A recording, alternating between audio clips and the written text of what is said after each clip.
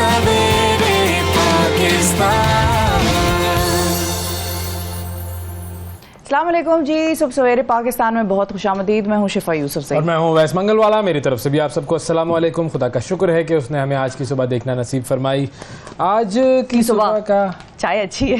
अच्छा, ये अच्छी लेकिन चाय पीने वालों को भी पता चलता है कि क्या, एक तो देखे रंग होता है, रंग उसका ठीक होता है या नहीं होता है, ये पीने वाले को ही पता चलता है। ठीक है, और चलो कुछ लोग कलर तो इतने फिर भी आप ना भी पीते हो तो देखकर जज कर लेंगे कि भाई जरा डार्क कलर होना चाहिए। ठीक है, चलो वो।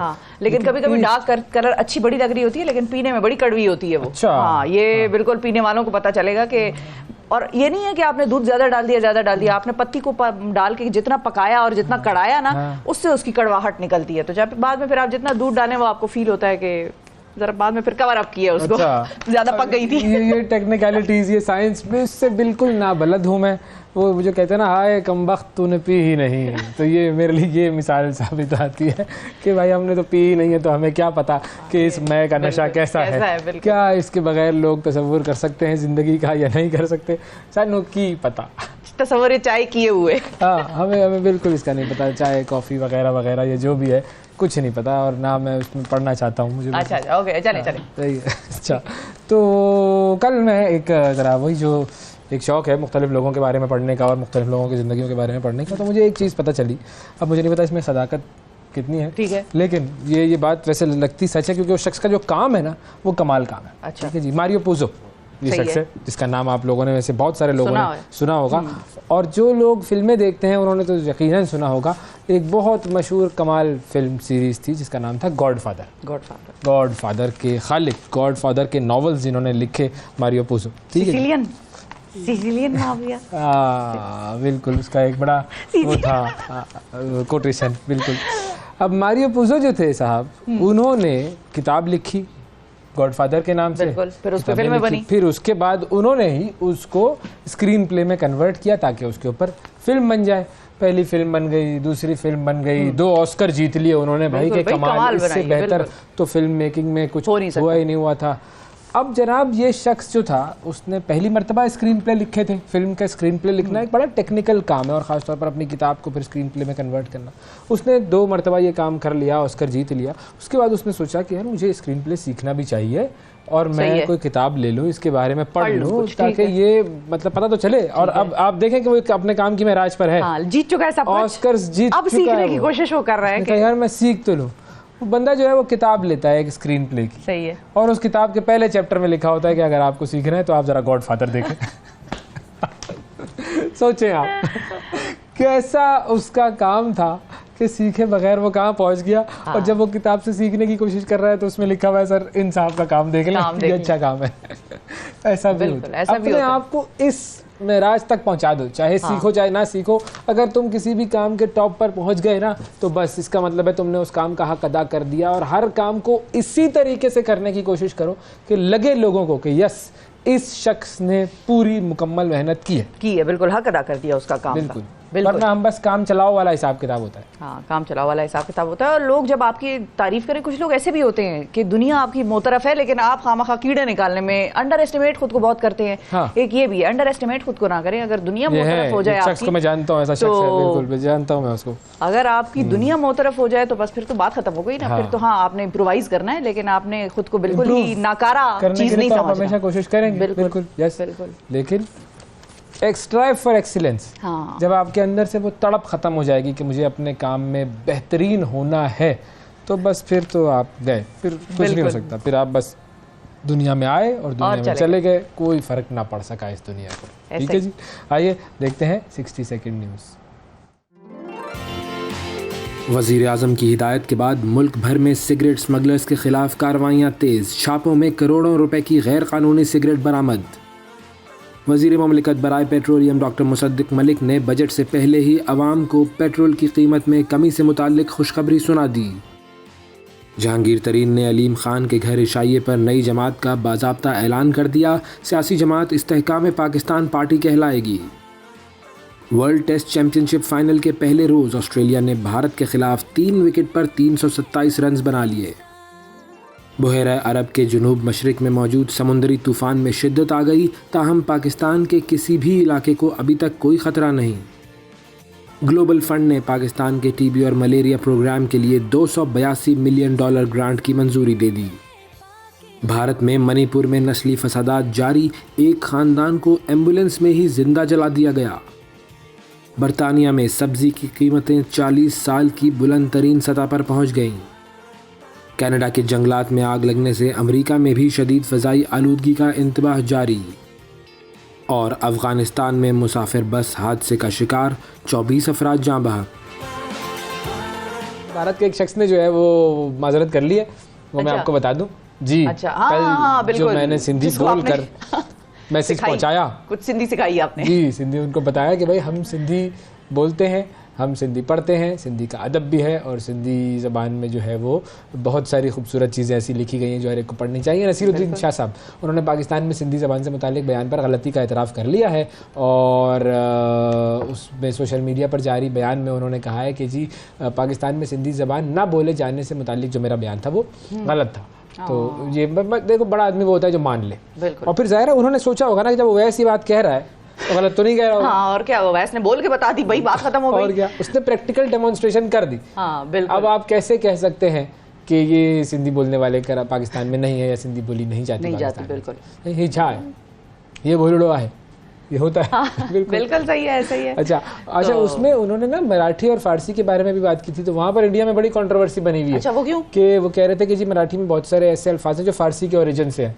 तो फिर उन्होंने कहा कि भाई ऐसा तो है। अच्छा। अब आप ये तो नहीं कर सकते कि भाई आप कहें कि मतलब इसमें फारसी को बुलंद दिखाना और मराठी को अंडरमाइन करना नहीं है, लेकिन मैं उसकी लैंग्वेज की ओरिजिन के बारे में बात कर रहा हूँ। हाँ। उर्दू ज़बान जो है उसको हमेशा से लश्करी ज़बान कहा जाता है। उर्दू ज़बान के अंदर बहुत सारे ऐसे अल्फाज हैं जो टर्किश से, अरबिक से, पर्शियन से आए हुए हैं। और उन्होंने अंग्रेज़ी की मिसाल दी, उसमें भी बहुत सारे मिसाल। लैंग्वेजेस का इवॉल्व होना यही होता है कि उसके अंदर मुख्तलिफ ज़बानों में अल्फाज इस्तेमाल होते रहे, नए नए अल्फाज आते रहे। तो ये तो है, तो वहाँ पर उस पर भी कंट्रोवर्सी बनी हुई थी। बहरहाल नसीर साहब, शुक्रिया जी जो आप मुझे सुनते हैं, देखते हैं, समझते हैं, और फिर उसके बाद आपने जो बात की तो मुझे पसंद आई कि आपने फ़ौरन जो है वो इस बात को माना। बिल्कुल बिल्कुल माना। और अब बात तो ये है कि हम भी ज़रा थोड़ी सी अपनी गलतियों को माने ताकि उनका हल निकाला जा सके। क्या गलती कर दी हमने भाई? टैक्स चोरी।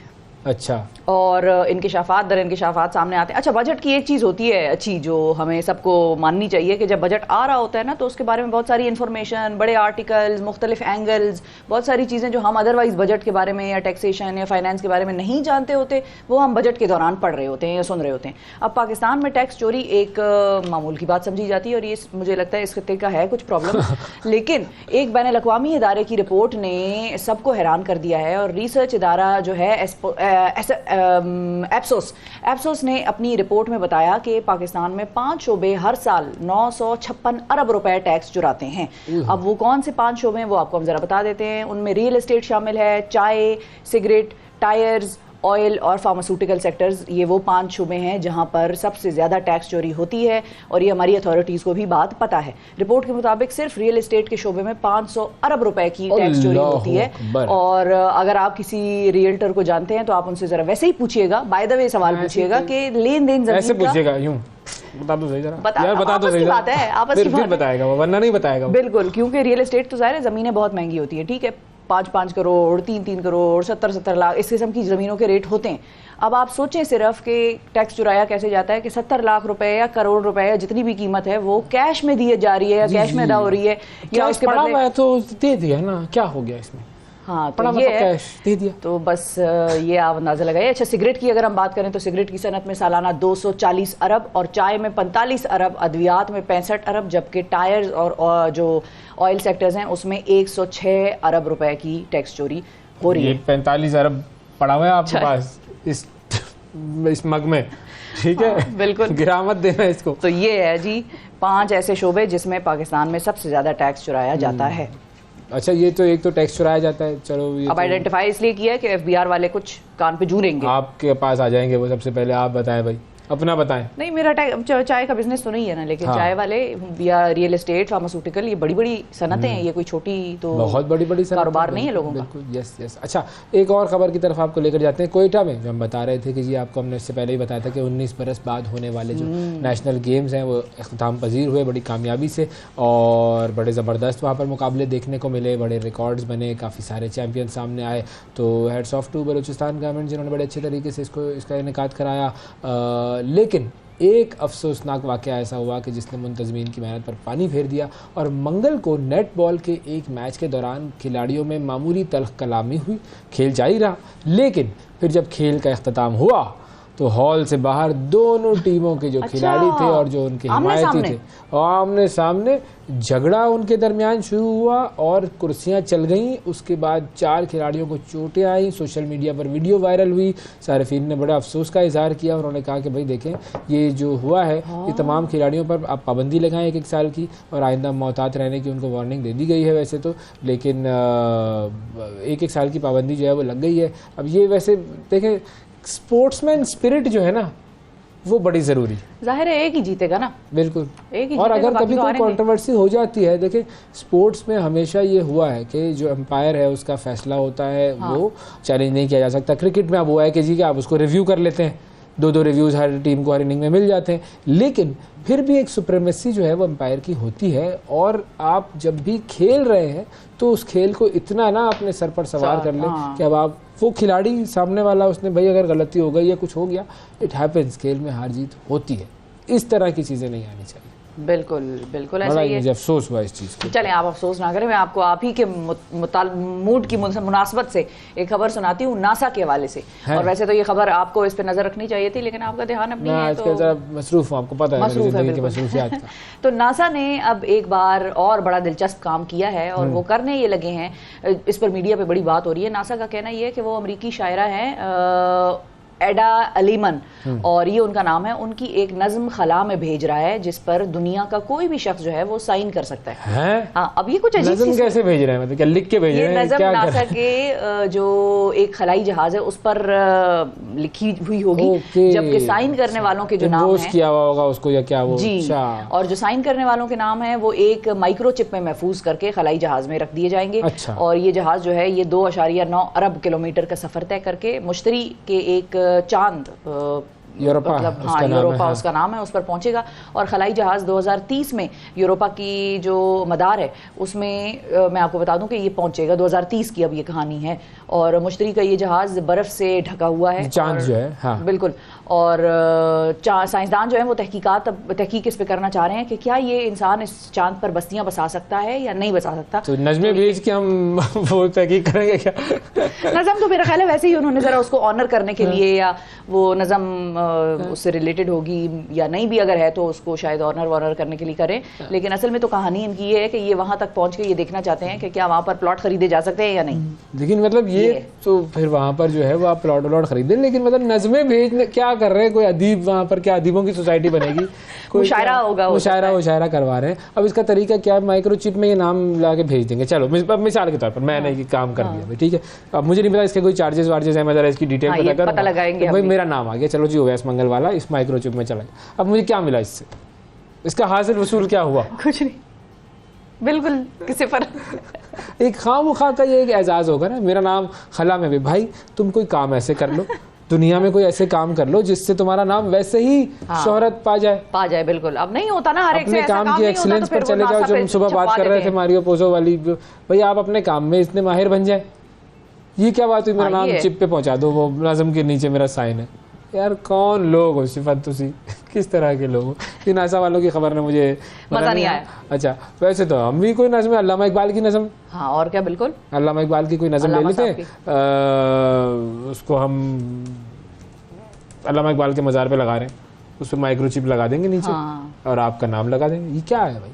अजीब अजीब हरकतें करती रहती है दुनिया में। आपको यूएफओज का बताता हूँ। अच्छा, यूएफओज आपने पता है क्या है? जी जी, UFO अनआइडेंटिफाइड फ्लाइंग ऑब्जेक्ट, जो कि जिसके बारे में कहते हैं कि जी एलियंस उड़ा रहे हैं और वो हमारी ज़मीन का मुआयना भी कर रहे हैं। अच्छा, अब इंसान का जो तख़य्युल है वो सदियों से किसी दूसरे सितारे की मखलूक की राह में आंखें बिछाए हुए बैठा हुआ है कि बस कोई आए और हमसे कम्युनिकेट कर ले, लेकिन अभी तक इस ख्वाब की ताबीर मिल नहीं सकी। वैसे आपका क्या इस मामले में मानना है कि वो है कोई दूसरी मखलूक दुनिया में या दुनिया में के अलावा? होगी, बिल्कुल है। लगता है आपको? लगता है, क्योंकि ये कायनात इतनी बड़ी है, इतनी ज्यादा इसकी वसअत है। एक हमारी ये दुनिया है, पता नहीं कितनी और दुनियाएं हैं। हाँ। और वहाँ पर भी कितने अवैस हैं और रोज प्रोग्राम आके करते हैं। हाँ। और अब ये तो आपने फैसला नहीं करना ना। लेकिन तो कभी कभी मैं सोचता हूँ, वैसे तो मैं पहले इस बात का बिल्कुल हामी था और अभी भी कुछ हद तक हामी हूँ कि हाँ इतनी बड़ी कायनात है और करोड़ों अरबों जो है वो सैयारे सितारे उसके अंदर मौजूद हैं, करोड़ों अरबों यूनिवर्सेस मौजूद हैं, तो वहाँ पर कोई ना कोई तो होगा।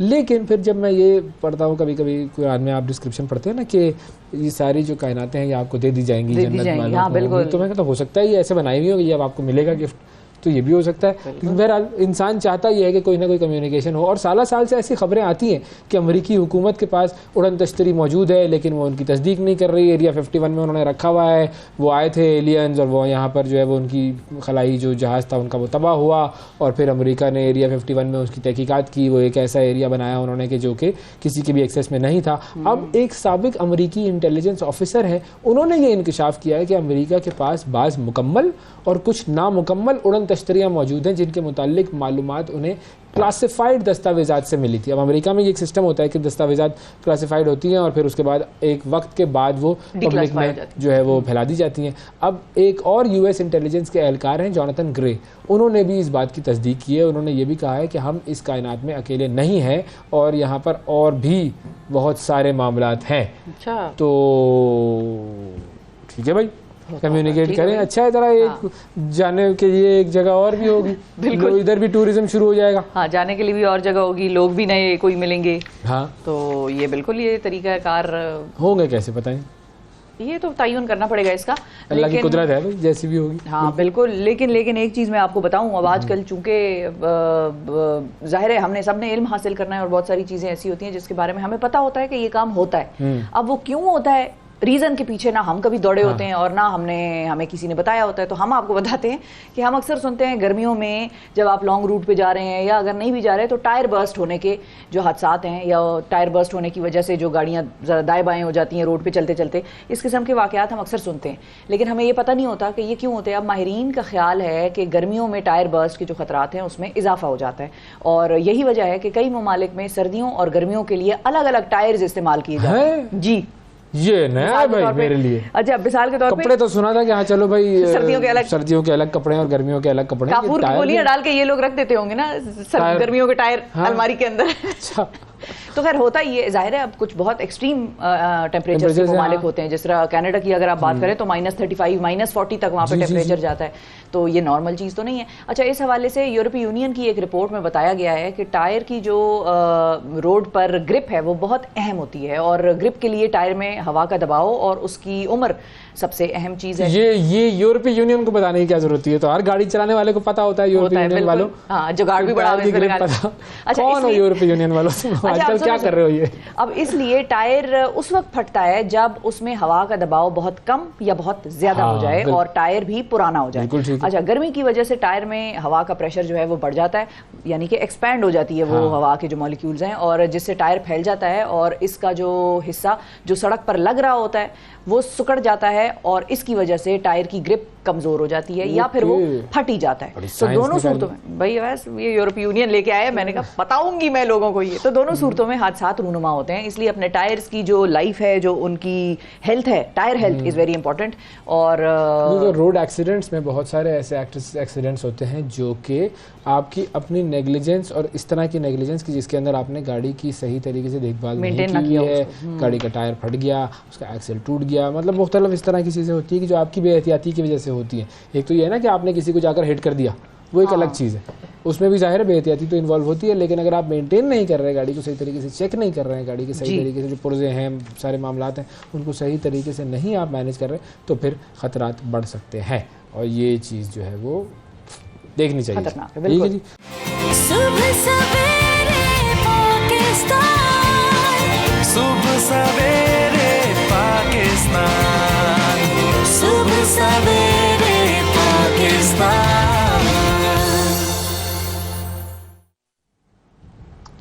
वेलकम बैक जी। भावलपुर के कांस्टेबल एहसान साहब के बेटे मोहम्मद अरसलान की कहानी आपको सुनवाने लगे हैं अब हम।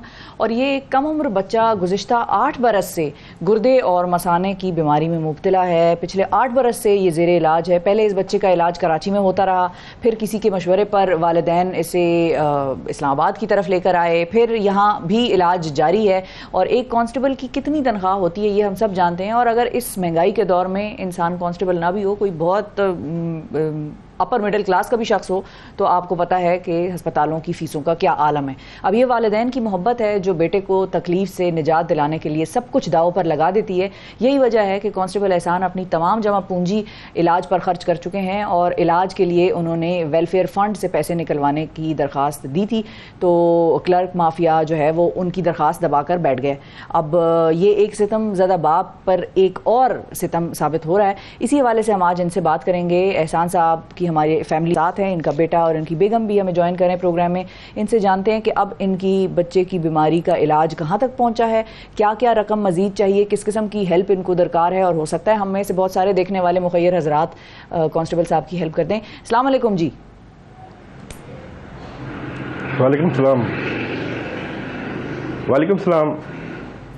बहुत शुक्रिया एहसान साहब, आपने हमारे प्रोग्राम में शिरकत की। एहसान साहब ये ज़रा बताइएगा कि आपके बेटे अरसलान को जो बीमारी है वो क्या है और अब तक आप उसका क्या क्या इलाज करवा चुके हैं?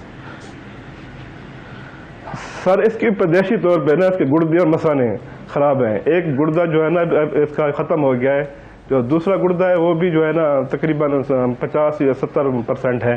तो मसाना इसका पेशाब स्टोर नहीं करता। तो तकरीबन मैंने 6 या 7 साल से कराची से इलाज करवाया है। कराची से फिर मैंने तंग आके ना फिर इस्लामाबाद किसी ने मशवरा दिया कि शिफा इंटरनेशनल अस्पताल आप इस्लामाबाद चले जाए, आप शायद वहाँ पे आपका इलाज हो जाए। तो मैं तकरीबन वहाँ पे 4-5 लाख रुपए लगा चुका हूँ। मज़ीद उन्होंने ऑपरेशन के लिए मेरे से 7 लाख रुपये मांगा है, रकम मांगी है। तो आप देख लें कि मेरी एक कांस्टेबल की तनख्वाह 40-42 हज़ार तनख्वाह है, उसमें मैं कैसे गुजारा करूँ। फिर मैं इसको लेके फिर दोबारा जो है ना कराची आ गया हूँ। तो बहुत परेशान हूँ इस महंगाई के आलम में। तो देख लें कि एक इंसान तो कराची में कहाँ पर आपने इसका इलाज कराया? क्योंकि जो SIUT वगैरह जो इदारे हैं वो तो लिवर जो ये गुर्दे के ट्रांसप्लांट वगैरह का काफ़ी काम करते हैं, तो आपने कहाँ इलाज करवाया? सर मैंने SIUT से कराया है तकरीबन 6-7 साल से। तो बहुत लंबा प्रोसेस है, बहुत लंबा इलाज है। तो मैं एक मुलाजिम हूँ, तो मुझे छुट्टी का भी मसला होता है, इसलिए मैं नहीं आ जा सकता। तो इसलिए मैं इस्लामाबाद चला आया। तो इस्लामाबाद वालों ने जो है ना तकरीबन 5-6 लाख। तो इलाज कैसे हुआ और अब इलाज का कौन सा मरहला है जो रह गया है? सिर्फ ऑपरेशन रह गया है, उसके लिए अब आपको मदद दरकार है? नहीं, इसका जो एक किडनी खत्म है ना लेफ्ट वाला, वो भी निकालना है उन्होंने कहा। तो दूसरा जो है ना इसका मसाने का इलाज चलेगा। मसाना जो पेशाब स्टोर नहीं करता, दोबारा इसका पेट में सुराख बनाएंगे, पेशाब जो है ना मसाने में नहीं जाएगा, दोबारा वापस जब सुराख बनाएंगे उससे जो है ना निकल जाएगा। तो इस तरह गुर्दा बच जाएगा राइट वाला। अभी इसका ये प्रोसेस करना है। अच्छा, और जो गुर्दे की जो ट्रांसप्लांटेशन होती है, गुर्दा जो तब्दील होता है, वो इसका इलाज नहीं है? नहीं, अभी उसका वो नहीं होना। अभी वो गुर्दा जो खत्म है ना लेफ्ट वाला, अभी वो कहते हैं इसको निकालेंगे क्योंकि दूसरे गुर्दे पे इन्फेक्शन कर रहा है राइट वाले पे भी। पहले उन्होंने कहा कि इसको जो ना फर्स्ट इसको निकालना है। अच्छा, हाँ जी, ठीक है। तो एक गुर्दा निकाल लेंगे तो बच्चा जो है वो अरसलान एक गुर्दे पर अपनी जिंदगी गुजारने के काबिल होगा। ये डॉक्टर्स बता चुके हैं। प्रोसेस भी शायद नहीं होगा कि गुर्दे का भी प्रोसेस खत्म कर देंगे वो। ऐसे ही गुर्दे का इस्तेमाल होगा या गुर्दे का इस्तेमाल खत्म हो जाएगा? नहीं, एक गुर्दा खत्म हो जाए, वैसे वो पहले भी डेड है, उसको निकालना है। जो दूसरा जो है ना पेशाब जो है ना मसाना स्टोर नहीं करता, उसका भी अलग एक प्रोसेस करेंगे, सुराख बनाएंगे पेट पे। जो मसाने से पेशाब आता है वो ऊपर वो जो सुराख बनाएंगे उससे निकल जाएगा। इस तरह जो दूसरा गुर्दा है राइट वाला, उसको इन्फेक्शन नहीं होगा, वरना वो कहते हैं वो भी खराब हो रहा है जो पेशाब ऊपर जा रहा है गुर्दे में। ठीक है। तो एहसान साहब, आपकी अगर आप माइंड ना करें मैं आपसे पूछूं, आपकी तनख्वाह कितनी है और गुजारा आपका कैसे होता है घर में? बाकी भी तो ज़ाहिर है अखराजात होते हैं। हाँ जी, मेरे बाकी और 2 बच्चे हैं, एक बेटी है बेटा है। वो भी इस वक्त एहसास कमतरी का शिकार है कि वालिदैन जो है ना, जो छोटा बच्चा है उस पर खर्च कर रहे हैं, हमें जो है ना कुछ नहीं लेके देते, हमारे जूती कपड़ा जो है ना वो इस तरह जो है ना चल रहा है गुजारा। देख लें कि 8 साल एक बंदा इतनी मुसलसल जद्दोजहद करे तो उसकी क्या पोजीशन होती है। तनख्वाह कितनी है सर आपकी? सर मेरी 45,000 है। कितनी? 45,000 सर, 45,000। 45,000 रुपये। अब आप खुद अंदाज़ा लगा सकते हैं कि 45,000 रुपये जो है उसमें एक इंसान आज के दौर में कैसे गुजारा कर सकता है। अच्छा ये बताएं कि जो आपने फ़ंड निकलवाने के लिए, वेलफेयर फ़ंड निकलवाने के लिए जो दरख्वास्त दी, उसका क्या हुआ? अभी तक उसका भी कुछ भी नहीं हुआ। अभी तक उन्होंने मुझे फ़ोन तक भी नहीं किया, पूछा तक भी नहीं है जब भी आपका जो है ना दरख्वास्त आई है, कोई केस आया है तो आपकी रकम मंजूर हुई है। अभी तक वहाँ से भी कोई जवाब नहीं मिला मुझे। और कितना अरसा पहले आपने ये दरख्वास्त दी थी? मैंने तकरीबन 2 माह हो गए, अप्रैल में दी थी, 5 अप्रैल को दी थी। अच्छा, और ये दरख्वास्त कहाँ दी जाती है? ये मैं अपने डिस्ट्रिक्ट में जमा कराई थी, तो डिस्ट्रिक्ट वालों ने जो IG ऑफिस लाहौर रवाना करते हैं, वहाँ से जो इम्प्रूव होती है, वहाँ से जो है ना फिर मैं आते हैं, जो भी मंजूरी होती है वेलफेयर में हमारी, वहाँ से मिलती है। अच्छा, तो जहां आपने जमा करवाई वहां पर जब उस दरख्वास्त का आपको कोई जवाब नहीं मिला तो उनसे ऊपर आपने राब्ता करने की कोशिश की? राब्ता करने की कोशिश की है, वो कहते हैं ठीक है हम देख रहे हैं, प्रोसेस में है, तो हो जाएगी इंशाल्लाह, थोड़ी वेट करें, हो जाएगी। इस तरह की जो है जवाब जी, वो जो हमारा गवर्नमेंट वाला मामला होता है कि भाई देख रहे हैं तो बस वो देखते ही रहेंगे। अच्छा, आपकी जो बेगम साहिबा है उनसे हम बात कर सकते हैं? बिल्कुल कर सकते हैं सर। अच्छा बाजी, अगर आप हमें ये बता सकें कि अभी जो आपका मामूल है बच्चे के साथ वो क्या है, किस तरीके से इस बच्चे का पूरा दिन गुजरता है?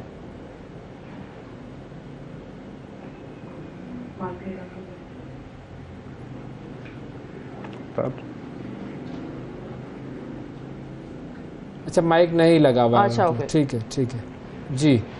अगर आप बता सके हमें या अपना माइक उनको अगर पकड़ा दें आप तो जी, माइक उनको पकड़ा दें। हम लोगों से ये अपील करेंगे कि हम ये सेगमेंट्स जब भी किसी की तकलीफ आपके सामने लेकर आते हैं, उसका किसी किस्म का कोई मकसद और नहीं होता सिवाय इसके कि हम चाहते हैं कि हमारे प्रोग्राम को देखने वाले लोग थोड़ा सा अपना किरदार अदा करें, उन लोगों की ज़िंदगियों को बेहतर बनाएं जो तकलीफ में हैं।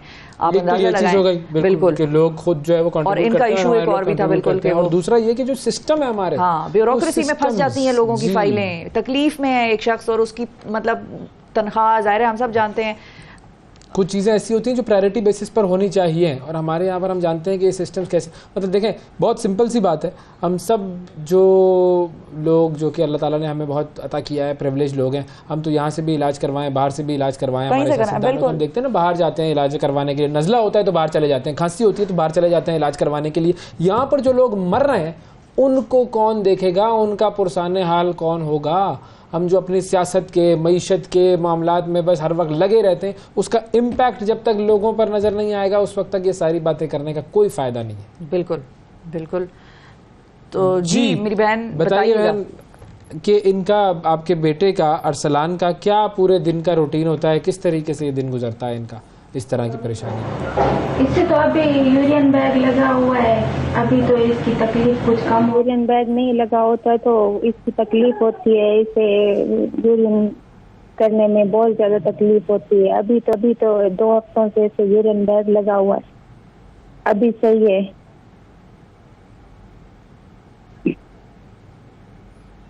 अच्छा, ठीक है, सही है। और जिस तरीके से आप मुख्तलिफ अस्पतालों में भी गई होंगी तो वहाँ पर अस्पतालों में क्या सूरत हाल होती है जहाँ पर आप जाती हैं इलाज के लिए? क्या होता है वहाँ आप लोगों के साथ? सही होता है, ठीक होते हैं।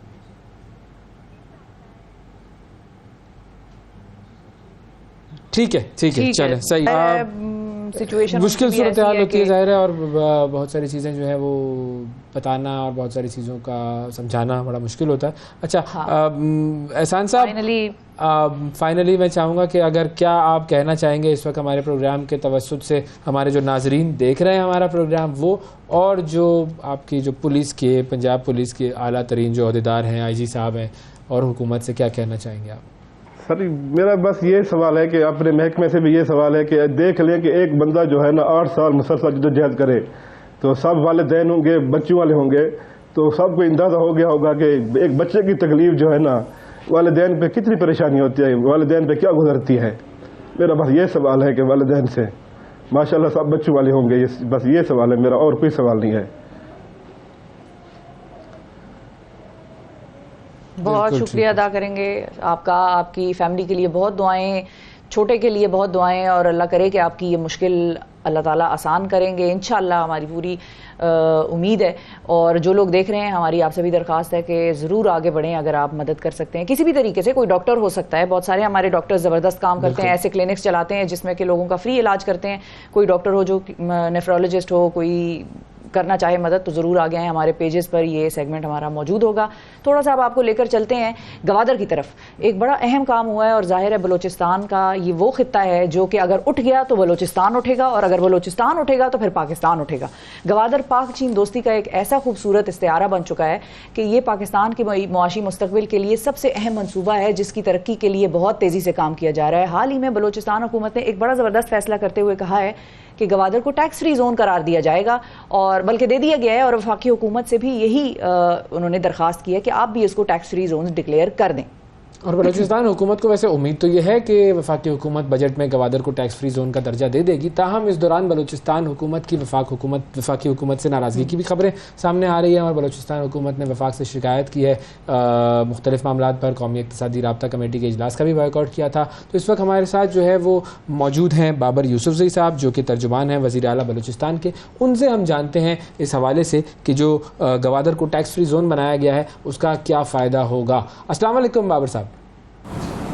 जी वालेकुम सलाम। बहुत शुक्रिया बाबर साहब, आपने वक्त निकाला। सबसे पहले तो ज़रा हम अगर आपसे पूछ लें कि गवादर का टैक्स फ्री जोन होने का जो प्लान था ये किस तरह हुआ, और ये फैसला किस तरह से किया गया कि गवादर को टैक्स फ्री जोन डिक्लेयर कर दिया जाए? बिस्मिल्लाहिर्रहमानिर्रहीम। जैसा कि आप जानती हैं कि गवादर इस वक्त गेटवे ऑफ पाकिस्तान है, पाकिस्तान का मुस्तकबिल है, ना सिर्फ पाकिस्तान का बल्कि पूरे साउथ एशिया का मुस्तकबिल है।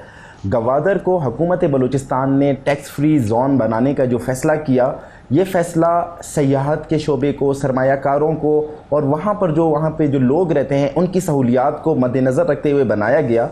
मैं आपको यकीन कर दिलाता हूँ कि इंशाल्लाह आप मुस्तकबिल में देखेंगी कि गवादर इंशाल्लाह दुबई से बड़ा इंशाल्लाह एक टूरिस्ट स्टेशन होगा जहाँ पर पूरी दुनिया से सयाह आएंगे। हुकूमत बलूचिस्तान ने गवादर को टैक्स फ्री जोन डिक्लेयर कर दिया है, और हुकूमत बलूचिस्तान का गवादर को टैक्स फ्री जोन डिक्लेयर करने का मकसद ये है कि यहाँ पर दुनिया भर से सयाह आएँ। जैसा कि आप जानते हैं कि गवादर की जो हमारी साइली पट्टी है, बहुत खूबसूरत साइली पट्टी है, गर्म पानी, नीला पानी, जो प्योर ब्लू वाटर होता है वो गवादर के समंदर में आपको मिलेगा।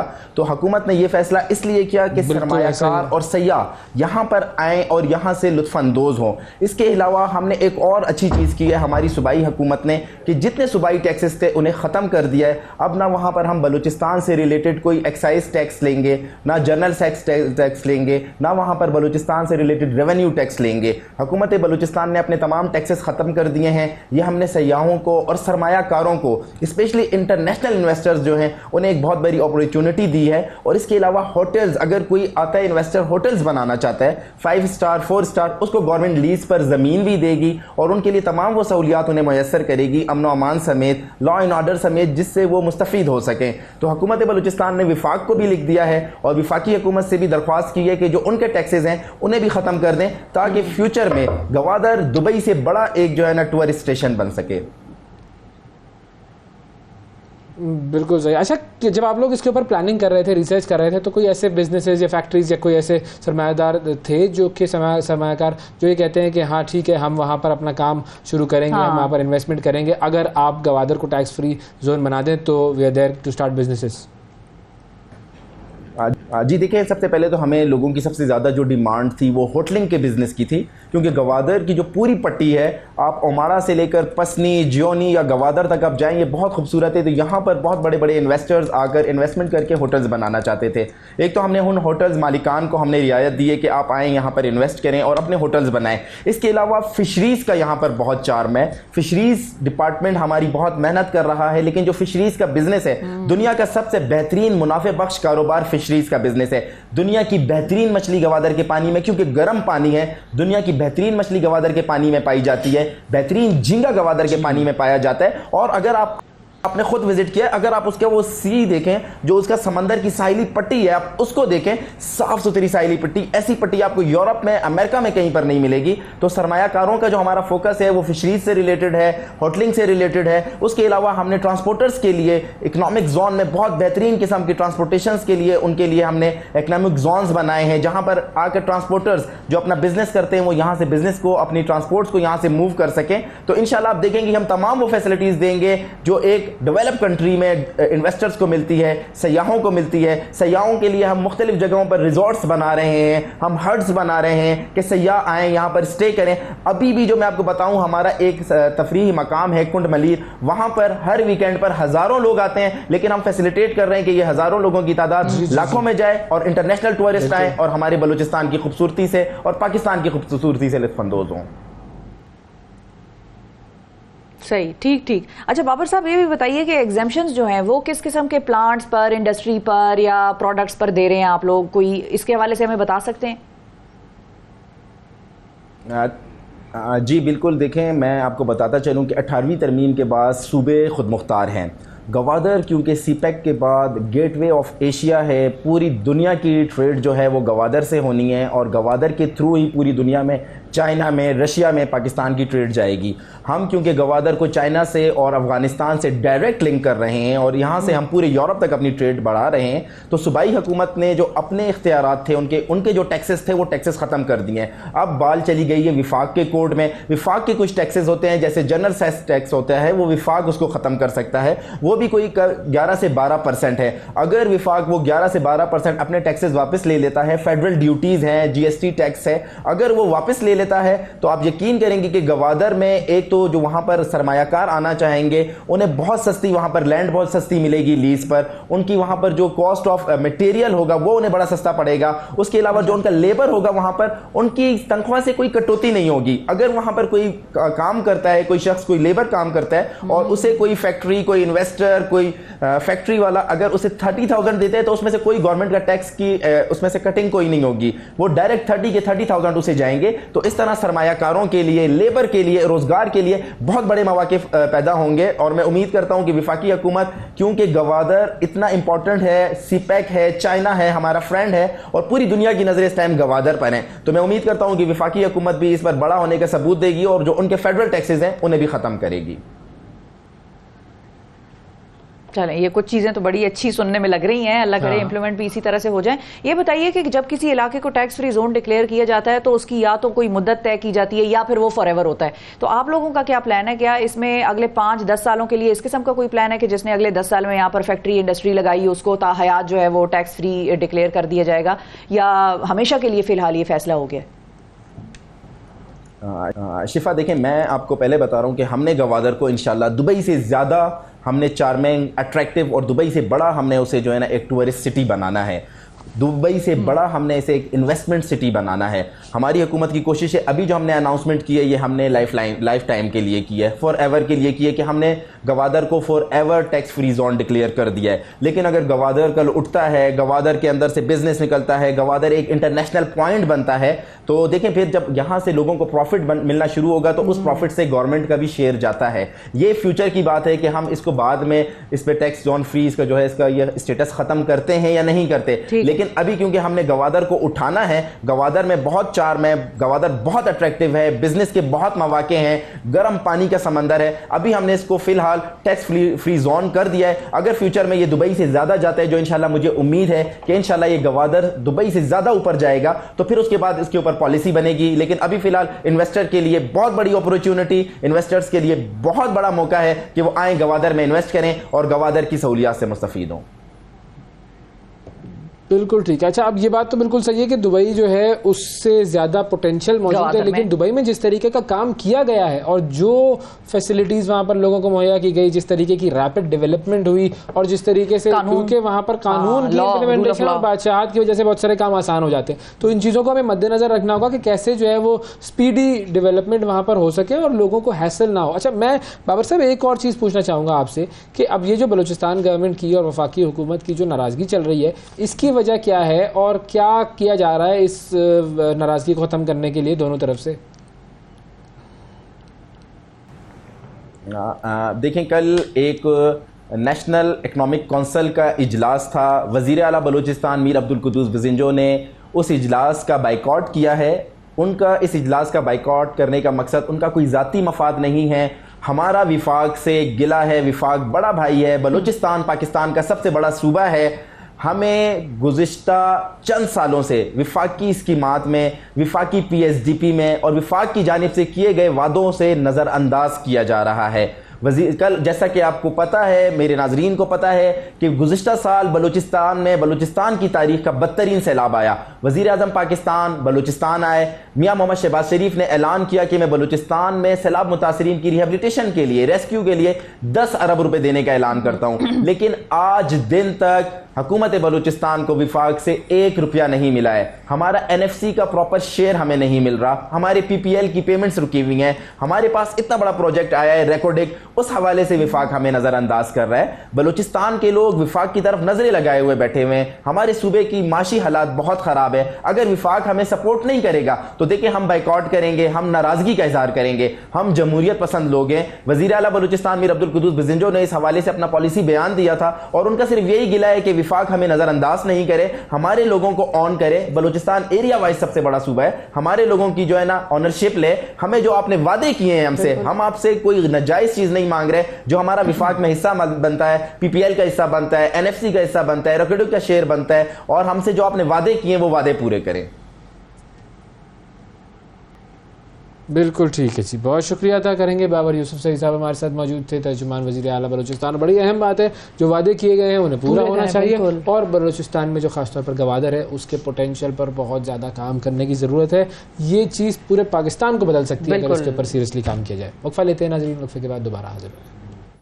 सुबह सवेरे पाकिस्तान, सुबह सवेरे पाकिस्तान, सुबह सवेरे पाकिस्तान।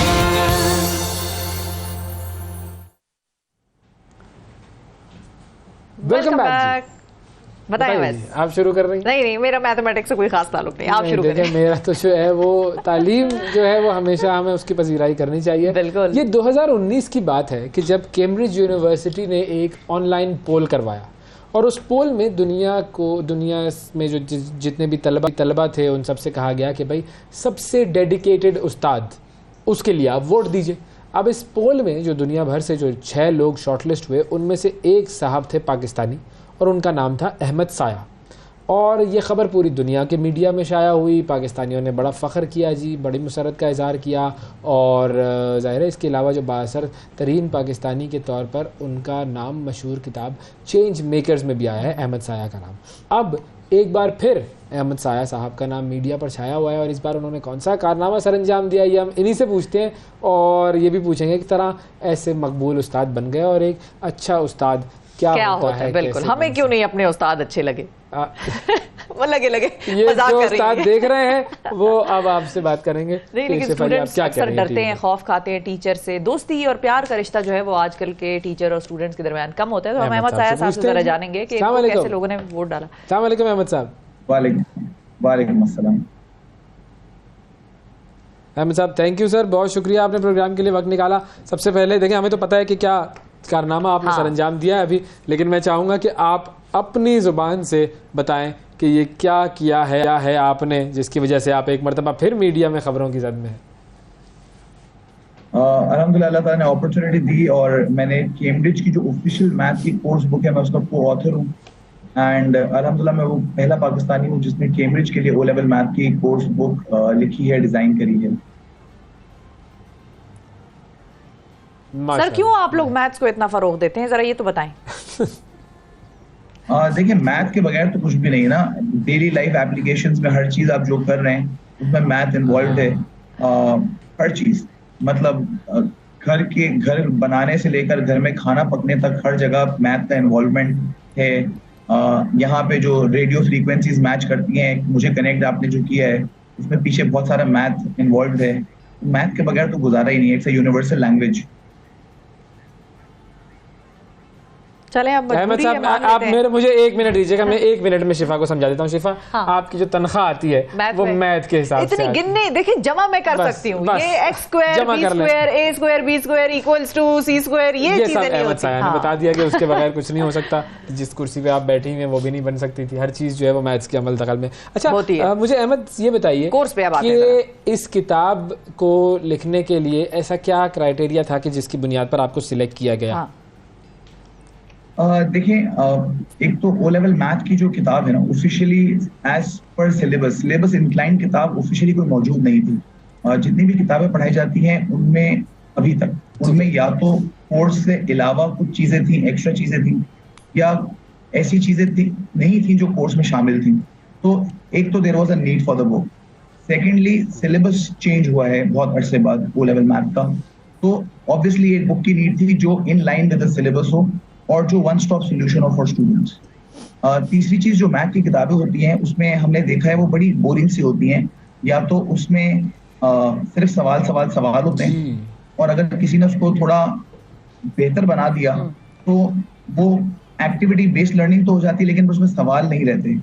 तो हमने कोशिश करी कि एक ऐसी किताब बनाई जाए जो सेल्फ लर्निंग भी हो, एक्टिविटी बेस्ड लर्निंग भी हो और वन स्टॉप सोल्यूशन भी हो। इसमें complete syllabus exactly focused onto the syllabus, at the same time lots of practice questions, at the same time real life examples, plus जो concepts हैं उसकी history भी हो। मतलब ये concept क्यों है, जो मैथ लोगों को बोरिंग लगती है या लोग बोलते हैं मैथ का क्या काम है, उसकी वजह ये होती है कि उसको रियल लाइफ से लिंक नहीं किया हुआ होता। हमने इस किताब में मेक श्योर किया है कि आपको वो स्ट्रैटेजीज बताई जाए कि इसका रियल लाइफ इम्प्लीकेशन क्या है, इसमें एक्टिविटी बेस्ड लर्निंग क्या है और उसको किस तरीके से हम लोग डेली लाइफ में चीजों को इस्तेमाल कर सकते। अच्छा अहमद, मैं ये भी पूछना चाहूंगा कि मतलब कैसे सिलेक्ट किया कि जो मतलब आपको किस बुनियाद पर और कैसे फोन आया कैम्ब्रिज वालों की तरफ से कि Ahmed we want you to be the co-author of this book? अच्छा, जब सिलेबस रिवाइज हो रहा था तो उसमें ऑब्वियसली बहुत सारे एजुकेशनिस्ट इन्वॉल्व थे, उनसे फीडबैक वगैरह लिया जा रहा था। ऑब्वियसली मुझसे भी फीडबैक लिया गया था। बहुत सारी चीज़ों पे हमने अपने राय दी थी कि ये होना चाहिए, ये नहीं होना चाहिए। उसके बाद मेरे पास कैम्ब्रिज यूनिवर्सिटी प्रेस की तरफ से ईमेल आई हुई थी कि अगर आप इंटरेस्टेड हैं बुक लिखने में तो हमें कुछ सैम्पल्स भेज दें। मैंने सैम्पल्स भेजे जो उनको पसंद आए। जो उन्होंने एक कॉम्प्लीमेंट मुझे दिया, वो उन्होंने बोला कि जब बुक लिखी जाती है तो यूजुअली ऑथर जो है वो उसको ऑथर के पर्सपेक्टिव से लिखता है। आपने जो सैम्पल्स भेजे हैं उसमें आपने ऑथर के पर्सपेक्टिव से नहीं, आपने एक टीचर के पर्सपेक्टिव से हम चीजें लिखी हैं। तो दैट मेड थिंग्स डिफरेंट कि आप ऐसे लिख रहे हैं जैसे बच्चा क्लास में पढ़ रहा है।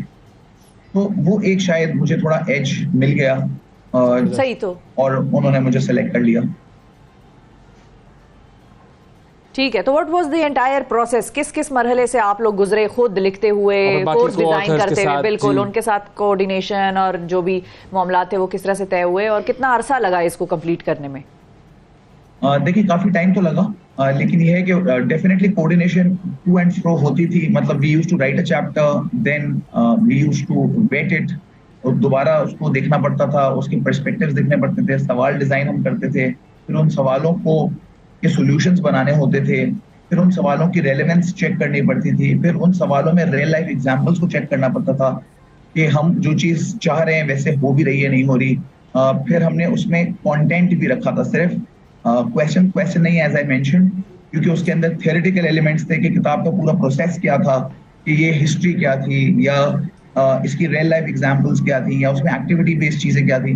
तो उन सबको इस तरह सेट किया गया कि वो स्टेप बाय स्टेप प्रोसेस के अंदर चीजें गई। ऑब्वियसली टू एंड फ्रो होती थी, कुछ चीजें हमें लगता था कि हम जो लिख रहे हैं वो बहुत उस लेवल की नहीं है जो बच्चे को अच्छे से समझ में आ सके, या एट टाइम्स हमें लगता था कि ये चीजें हमने थोड़ी डिफिकल्ट कर दी हैं, इसको थोड़ा सा आसान तरीके से समझाना चाहिए। क्योंकि ग्लोबली किताब इस्तेमाल होनी है, तो हमें हर चीज की को मद्देनजर रखना था कि इंग्लिश जिन लोगों के लिए सेकंड लैंग्वेज है उनके लिए भी बहुत आसानी से इस्तेमाल हो सके, और जिनके लिए English as a first language है उनको भी प्रॉब्लम किसी किस्म का ना आए कि समझने में किताब को किसी भी। अच्छा, अब ये बड़ी इंपॉर्टेंट बात आपने की कि ज़ाहिर है आपने तमाम स्टूडेंट्स को मद्देनजर रखना है, उनकी नीड को। जी, मैं इस चीज़ की तरफ आना चाहूँगा कि अब देखें आपका जो तजर्बा है being one of the best teachers in the world, और कैम्ब्रिज के लिए आपने ये किताब लिखी। अब पाकिस्तान में हमारा जो करिकुलम है, ये जो पाकिस्तान में हमारे कोर्सेज हैं जो हमारे सरकारी स्कूलों में पढ़ाए जाते हैं या प्राइवेट स्कूलों में पढ़ाए जाते हैं, उनको कैसे इम्प्रूव किया जा सकता है, keeping in view your experience as a teacher and as a writer of this book for Cambridge? हम क्या क्या गलतियाँ कर रहे होते हैं? सबसे पहले तो हमारा करिकुलम रिवाइज होने की नीड है। अनफॉर्चुनेटली हमारा जो लोकल बोर्ड का करिकुलम है वो करिकुलम अपडेटेड नहीं है। वो चीज़ें जो आज से बहुत साल पहले तक हमारे बुजुर्गों को पढ़ाई जा रही थी, वो चीज़ें अभी भी हमें पढ़ाई जा रही हैं, चाहे उनकी नीड है या नहीं है। तो उसकी रिविजन, अर्जेंट रिविजन की नीड है। फिर जब करिकुलम रिवाइज होगा तो ऑब्वियसली कंटेंट रिवाइज होगा, किताबें नहीं आएंगी, उन नई किताबों की नीड है। प्लस अनफॉर्चुनेटली हमारे सिस्टम में रोट लर्निंग बहुत ज़्यादा है compare to concept based learning. तो हमें कॉन्सेप्ट बेस्ड लर्निंग की तरफ शिफ्ट होना पड़ेगा। We will have to realise that we can't rote learn everything, specially math can not be rote learn, but I have seen students studying for the local board rote learning the formulas and the formats। Sir ऐसा नहीं है, मैंने theorems में भी लोगों को रट्टे लगाते देखे हैं।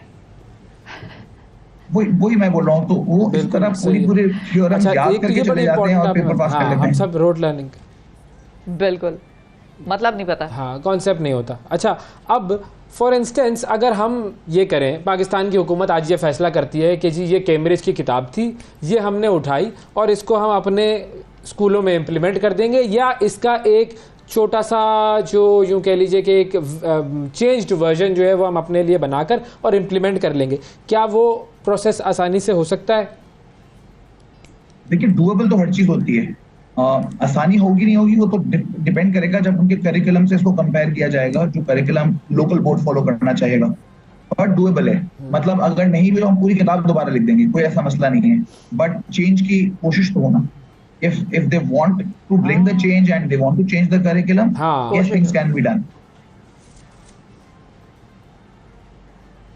अच्छा, अब ये कितना आपको लगता है कि वायबल एक सोल्यूशन था, क्योंकि 18th अमेंडमेंट के बाद जो तालीम है वो सूबाई सब्जेक्ट बन गई और दुनिया में आपने अब कैम्ब्रिज की किताब लिखी है, ये दुनिया में पढ़ाई जाएगी। हमारा हर सूबा अलग अलग चल रहा है, हर स्कूल अलग है, हर एक का करिकुलम अपना है। तो ये यूनिफाइड अप्रोच होनी कितनी जरूरी थी, या ये कोई खास मैटर नहीं करती?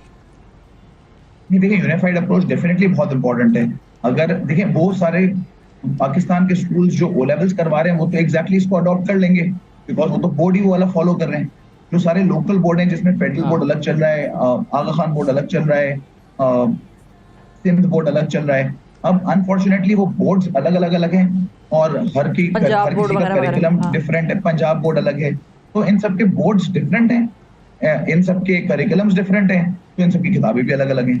तो यूनिफाइड सिस्टम की तो नीड है। यूनिफाइड सिस्टम के बगैर आप उस देखे ना इंटर सिटी कंपैरिजन या inter province comparison between students कैसे करेंगे जब तालीमी मयार यकसा नहीं है। There is not equal opportunity for kids everywhere.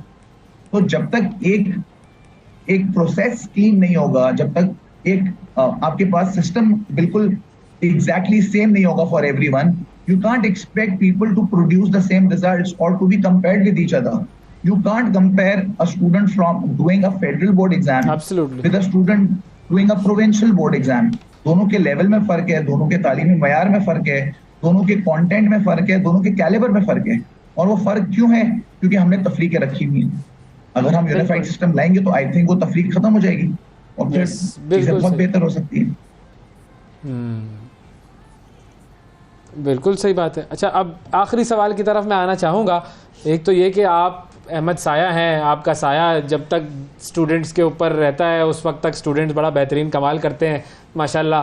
और अब तो हुकूमत ने भी आपके नाम पर गुलशन इकबाल पे एक सड़क भी बना दी है, लेकिन सड़क से ज़्यादा ज़रूरत इस चीज़ की है कि यूनिवर्सिटी करिकुलम डेवलपमेंट में शामिल किया जाए, पाकिस्तान के लिए जो तालीमी इदारे हैं उनकी रिवैम्पिंग के लिए इस्तेमाल किया जाए। अच्छा, मुझे ये बताएं कि एक अच्छे टीचर में ऐसी क्या खुसूसियत होनी चाहिए कि जिससे वो जो स्टूडेंट है उसके सारे बैरियर्स खत्म हो जाएं, वो तो चले ठीक है, दिल करे भाई उसकी क्लास में बैठे, हाँ उसकी क्लास में बैठने का दिल चाहे और वो उससे रिलेशनशिप एक स्ट्रॉन्ग रिलेशनशिप हो, वो क्या क्वालिटीज होनी चाहिए? देखिए, टीचर को रोल मॉडल होना चाहिए सबसे पहले, वो इंस्पायरिंग होना चाहिए, उसको उसकी कॉल ऑफ फेल में तजाद नहीं होना चाहिए। ये मैं हमेशा बोलता हूँ कि unfortunately there is a difference between teachers by chance and teachers by choice. Majority लोग जो टीचिंग करते हैं वो टीचिंग इसलिए नहीं करते कि वो टीचर बनना चाहते थे, वो टीचिंग इसलिए नहीं करते कि वो इसको अंबिया का प्रोफेशन समझते हैं या अंबिया का काम समझते हैं, वो इसलिए टीचिंग नहीं करते because they are passionate about teaching. Unfortunately majority of the teachers are those who became teachers because they had no other best alternative. जिनको कोई और काम नहीं मिला, कोई और जॉब नहीं मिली, वो बन गए टीचर्स। तो जब तक टीचर्स खुद क्वालिफाइड टू बी टीचर्स नहीं होंगे, वेल एजुकेटेड नहीं होंगे, और इसलिए टीचर्स नहीं होंगे क्योंकि वो टीचर्स बनना चाहते हैं, वो इंस्पायर करना चाहते हैं, वो चेंज एजेंट्स बनना चाहते हैं, वो रोल मॉडल्स बनना चाहते हैं। जब तक टीचर्स ऐसे नहीं होंगे तब तक ऑब्वियसली स्टूडेंट टीचर रिलेशनशिप भी डेवलप नहीं होगा, तब तक स्टूडेंट्स टीचर्स को अपना आइडियल भी नहीं मानेंगे। वो टीचर जो आएगा अपनी क्लास लेगा और जान छुड़ाएगा, और वो टीचर जो टीचर फॉर क्लास नहीं टीचर फॉर लाइफ होगा, उसमें फर्क होगा। एक वो टीचर होता है जिसकी क्लास एंड होती है तो उसका काम खत्म, और एक वो टीचर होता है फॉर लाइफ बनना चाहिए। बिल्कुल, वेरी इंपॉर्टेंट। क्लास खत्म होने पे क्लास खत्म नहीं होती है, टीचिंग तो भी आपका उसके साथ ताल्लुक रहता है, वो तो हमेशा के लिए होता है, वो थैंक यू अहमद साहब, इंस्पायर कर जाता है। टोटली एग्री विथ यू, बिल्कुल इंस्पायर करने वाला होना चाहिए टीचर्स को। बहुत शुक्रिया अहमद साया साहब, आपने हमें बड़ा इंस्पायर, और हमारी दुआ ये है कि आप इसी तरीके से पाकिस्तान में तलबा को इंस्पायर करते रहें। वक्फा लेते हैं नाजरीन, वक्फे के बाद एक और बड़ी खास पर्सनालिटी से आपकी मुलाकात करानी है, हमारे साथ रहिएगा। सुबह सवेरे पाकिस्तान, सुबह सवेरे पाकिस्तान, सुबह सवेरे पाकिस्तान। वेलकम बैक सब सवेरे पाकिस्तान में एक मरतबा फिर खुश आमदेद। एक बड़ी ख़ास पर्सनालिटी से आपकी मुलाकात करवानी है जो कि एक बड़ा ख़ास काम करके आए हैं, और ये वो काम है जो दुनिया में चंद ही लोगों ने किया है। साजिद सतपारा साहब पाकिस्तान के आलमी शोहरत याफ्ता कोहपैमा माउंट एवरेस्ट सर करके आए हैं जी। अस्सलाम वालेकुम साजिद। वालेकुम सलाम। कैसे हैं जी? अल्लाह करम जी। माउंट एवरेस्ट सर कर लिया आपने? है जी जी अल्हम्दुलिल्लाह। वाकई है क्या? जी जी भाई बजाय इसके कि हम आपसे कुछ सवाल करें, हाँ, आप बताएं भाई, आप अपनी कहानी बताएं कि ये माउंट सारा सफर एवरेस्ट सुनाएं। कैसे सर किया, कैसे सर करता? जी जी, इस साल मैं अभी 3 महीना गुजार के आया हूँ नेपाल में। तो पहले मैं दुनिया का 1400 बुलंद तरीन पहाड़ है Annapurna, one of the dangerous mountain in the world है, तो उस पर क्लाइंबिंग कर रहा था अप्रैल में। तो कोई महीना 1.5 महीना उधर बिजी रहा क्लाइंबिंग करते हुए। तो मैंने 15 अप्रैल को उसको सबमिट किया विदाउट ऑक्सीजन, फर्स्ट पाकिस्तानी। और दुनिया का सबसे डेंजरस पहाड़ था। उसके बाद मैं नेपाल में था, काठमांडू में कुछ अर्सा गुजारा, फिर उसके बाद एवरेस्ट रीजन में गया। फिर मैं वैसे गया था एवरेस्ट बेस का घूमने फिरने के लिए, देखने के लिए। प्लान नहीं था? प्लान नहीं था मेरा एवरेस्ट चढ़ने का, क्योंकि काफ़ी एक्सपेंसिव है। इसकी परमिट रॉयल्टी फीस ही हमारे पाकिस्तानी कम से कम जो नेपाली गवर्नमेंट को देने होते हैं 40-45 लाख तो चढ़ने की फीस देनी होती है। 40-45 लाख रुपए फीस होती है चढ़ने की? बाकी उसकी एक्सपेंसेस अलग है सारा। वो तो अलग है। तो उसमें उधर गया, फिर उसके बाद तो वैसे दोस्त यार थे, वालिद की काफ़ी जानते हैं लोग थे, नेपाली शरपास और दूसरे लोग। तो उधर वालिद का कोई दोस्त था, उसको बताया कि वो मिला था मैं उससे वैसे, तो उससे कहा कि यार साजिद आप नेपाल में आए, खुश आमदीद, क्या प्लान है? कहा उसने। मैंने कहा दुनिया का कोई 5-6 बुलंद तरीन पहाड़ था मकालू। मैंने कहा कि निम्सदाई मैं तो मकालू जा रहा हूँ। तो उसने कहा एवरेस्ट क्यों नहीं चढ़ रहे हो? मैंने कहा कि यार इतना एक्सपेंसिव, नेक्स्ट यार कोई स्पॉन्सर लेके, अच्छा स्पॉन्सर लेके फिर आता हूँ। तो उसकी कोई निम्सदाई फाउंडेशन, वो दुनिया का सबसे अभी फेमस क्लाइंबर है वो वर्ल्ड का भी। तो उसने कहा कि यार कोई मसला नहीं, मैं अपनी फाउंडेशन के थ्रू आपको स्पॉन्सर का, तो आप चढ़ जाओ इस साल का। उसने तो मैंने कहा कि थैंक यू वेरी मच निम्साई, मैं इंशाल्लाह कोशिश करता हूँ, क्योंकि विदाउट ऑक्सीजन माउंटेन का सबसे बड़ा चैलेंज है एवरेस्ट। तो अभी तक कोई पाकिस्तान नहीं था विदाउट ऑक्सीजन एवरेस्ट को क्लाइम करने। Without oxygen? जी जी, क्योंकि आपके पास ऑक्सीजन नहीं थी? नहीं, ऑक्सीजन सिलेंडर मैंने कैरी नहीं किया था, क्योंकि विद ऑक्सीजन तो काफ़ी दुनिया के लोग चढ़ते हैं। अभी इस साल मैक्सिकन कोई ब्लाइंड बंदा था, उसको भी चढ़ाया शेरपास और विद ऑक्सीजन के साथ। अच्छा। अक्सर दुनिया के लोग, कोई नेपाली जिसके लेग्स नहीं थे वो बंदा भी चढ़ गया विदाउट ऑक्सीजन लगा के और शेरपा के सपोर्ट के साथ। विदाउट ऑक्सीजन, क्योंकि इस साल कम से कम 1200 क्लाइंबर्स थे कम से कम टोटल जो इंटरनेशनल, तो उसमें से हम दो बंदों ने विदाउट ऑक्सीजन क्लाइम किया, बाकी सब ने कोई 700-800 लोगों ने ऑक्सीजन आके चढ़ गए। अच्छा, वो सब नाकाम हुए उस चीज़ के अंदर? तो हाँ, विदाउट ऑक्सीजन, क्योंकि अक्सर लोग को ट्राई नहीं करते, क्योंकि इतना मुश्किल होता है, इसमें अल्टीमेट एक एंड्योरेंस चेक होता है आपका, तो विदाउट ऑक्सीजन अक्सर लोग। टाइम कितना लगा आपको? मुझे एवरेस्ट में, क्योंकि मैं वो अन्नपूर्णा से एक्लिमेटाइज था, सारा कुछ मेरा फिटनेस और फिजिकली फिट था मैं एवरेस्ट से, विदाउट ऑक्सीजन उधर क्लाइम किया था, तो मेन चीज़ एक्लिमेटाइजेशन का होता है। फिर मैंने काठमांडू में कोई 10 दिन रेस्ट किया एक बेहतरीन एनर्जी रिकवर करने के लिए। फिर डायरेक्ट बेस कैंप गया, मैं हाल ही में गया था बेस कैंप भी। अच्छा। तो उधर जाके डायरेक्ट मैंने समिट कुछ किया 1 गो में, तो कोई 4 दिनों में मैं ऊपर टॉप तक पहुंच गया। 4 दिन में? 4 दिन, क्योंकि कैंप वाइज होता है। जिस तरह आप बता रहे हैं ना, मुझे बड़ा आसान लग रहा है ये। नहीं भाई, किधर से आसान होता है? 4 दिन कर लिया, पहले मैंने ये पहाड़ किया, फिर 10 दिन रेस्ट किया, फिर अगले पे चढ़ गया। क्योंकि हमारा काम आइसक्रीम लेकर आ रहे हैं, पगडंडियों में नहीं चलते।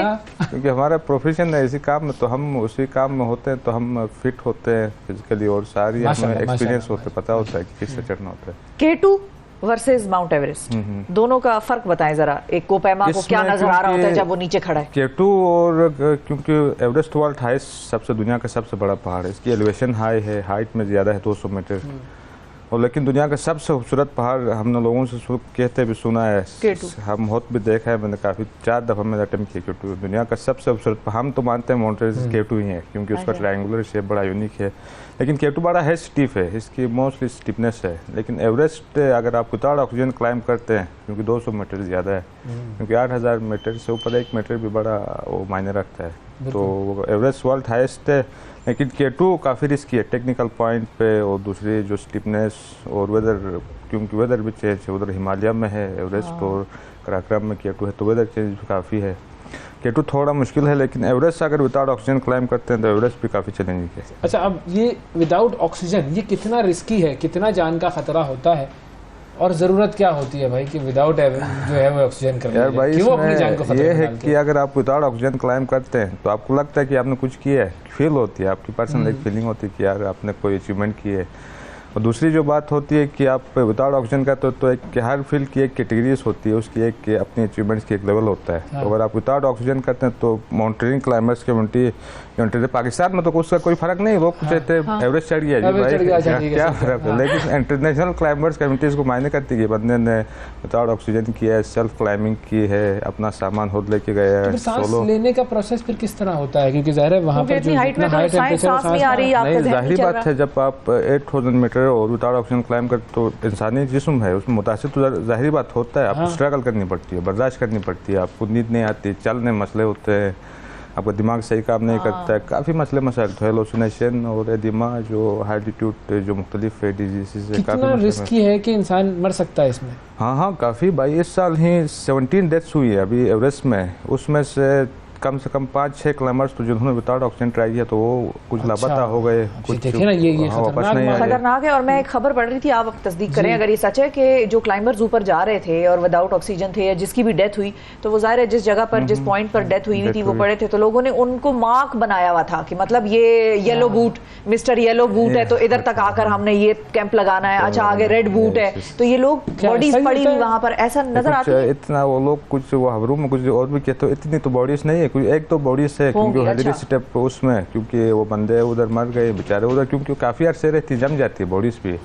तो उधर ही पड़ी रहती है। तो हेल्दी स्टेप में एक बॉडी से अभी भी पड़ी है, कई सालों से, वो 20-25 सालों से पड़ी हुई है, तो लोग उधर से ऊपर जाते हैं तो नजर आती है, नजर आती है। हाँ, ये साहब आए थे कभी और अब यहीं पर है, वापस नहीं हो गए, अक्सर लोग मार्क बन गए वो एक तरह से। बिल्कुल, काफी मसले मसाइल होते हैं। तो ये जो आपका टूर था, इसमें कहीं कोई ऐसा पॉइंट आया कि जिस पे आपको बहुत ज़्यादा खतरा हुआ हो और बहुत लगा हो कि ये बड़ा? जी, अभी एवरेस्ट में ही जब मैं समिट करके, क्योंकि मेन चीज़ वापसी पे आप सारा जो एनर्जी ड्रेन होता है तो थके हारे होते हैं। जब हम नीचे आ रहे थे, क्योंकि विदाउट ऑक्सीजन काफ़ी वो बंदा थक हार के वो नीचे आ रहे थे, तो बारह फीट थी, थोड़ी विंड भी चली 12 फीट। तो मेन मसला ये होता है कि आप ज़्यादा थक जाए तो नींद आती है बंदे को, नीचे आते वक्त बंदा वो एक उसमें लापरवाही सो जाता है। तो फिर मुझे, क्योंकि हम तो एक्सपीरियंस 2-3-4 दफ़ा रियलाइज़ हो गया कि यार बंदा मैं सो रहा हूँ, मुझे जाना होगा नीचे। तो अगर आप ज़्यादा सो जाएँ, उधर पड़े रहें तो आप वेदर ख़राब होता है, फिर टाइम और हो जाता है, तो कोई वेदर मसला हो गया। और इसमें आपने ये अकेले किया था या आपके साथ? जी अकेले, मैंने सोलो क्लाइंबिंग, क्योंकि मेन जो है इसमें शेरपा स्पोर्ट आप या विद ऑक्सीजन चढ़ते तो उसका एक अलग लेवल होता है। अब पर्सनल जो solo hybrid style of climbing होती है उसमें आप बंदा एक अपनी मदद आप चढ़ता है, तो इसकी वैल्यू ज़्यादा माउंटेनिंग कम्युनिटी में। अच्छा। तो मैंने सेल्फ क्लाइंबिंग की थी। क्या बात है। और ये जो सारी आपकी जो जर्नी है जिससे सीखा, उसमें आपके वालिद साहब का असल किरदार? मेन चीज़ तो वालिद से, क्योंकि सारी जो मैंने बेसिक ट्रेनिंग, सारी जो बातें गाइड माउंटेनिंग के बारे में जो मैंने बेसिक अपनी जो ट्रेनिंग वालिद से ली है, तो सारा कुछ वालिद, क्योंकि एक मोटिवेशनल है काफ़ी, मैंने अपने 2-3 मिशन वालिद के साथ ही किए। तो वालिद का भी एक ख्वाब था, क्योंकि एवरेस्ट विदाउट ऑक्सीजन, बाकी दुनिया के सारे पहाड़ चढ़े थे वालिद ने, तो विदाउट ऑक्सीजन एवरेस्ट एक ख्वाब था, समझ नहीं किया था वालिद ने। तो हमारा एक फैमिली का एक ख्वाब था सतपारा क्लाइंबर्स कम्युनिटी के लिए, क्लाइंबर्स कम्युनिटी ऑफ पाकिस्तान के लिए, विदाउट ऑक्सीजन एवरेस्ट एक बड़ी अचीवमेंट है, एवरेस्ट दुनिया के टॉप में उन्हीं को डेडिकेट की जाएगी। मैंने अपने वालिद का जो स्पेशली किसी और माउंटेन पे मैंने अपने वालिद की तस्वीर लेके नहीं गया था, मैंने इस पे लेके गए थे? जी वालिद के 2 विंटर एक्सीडेंट के बाद मैंने कोई 4-5 पहाड़ समिट किए थे। मैं चाह रहा था कि दुनिया के टॉप में ही वालिद की तस्वीर को ले रहूँगा, तो इस वालिद के। क्या बात है, बिल्कुल जबरदस्त, वो ऐसी पर्सनैलिटी थी। एक जिंदा दिल पर्सनैलिटी। और उनकी वीडियोस भी जब हम देखते हैं इंटरनेट पर तो किस तरीके से वो नज़र आते हैं हमें कि वाकई वो सब में हंस रहे हैं, बोल रहे हैं, तो उनको हम ज़रूर याद करते हैं। और वाकई अली सतपारा साहब, जब आप ऊपर से ये सारा सिलसिला देख रहे हैं इनकी कामयाबियों को, ये सारा क्रेडिट जो है वो आप ही को जाता है। बिल्कुल, और एक बड़ी स्ट्रॉन्ग कम्युनिटी माउंटेनियरिंग की और क्लाइंबर्स की डेवलप कर गई, जाना ही अली सतपारा साहब के बाद। अभी पाकिस्तानी हिस्ट्री में मरहूम वालिद जैसा क्लाइंबर अभी तक, क्योंकि मैं होता एक प्रोफेशनल क्लाइंबर हूँ, मैं जानता हूँ सारी कुछ, उस तरह का कोई क्लाइंबर हिस्ट्री में आया है।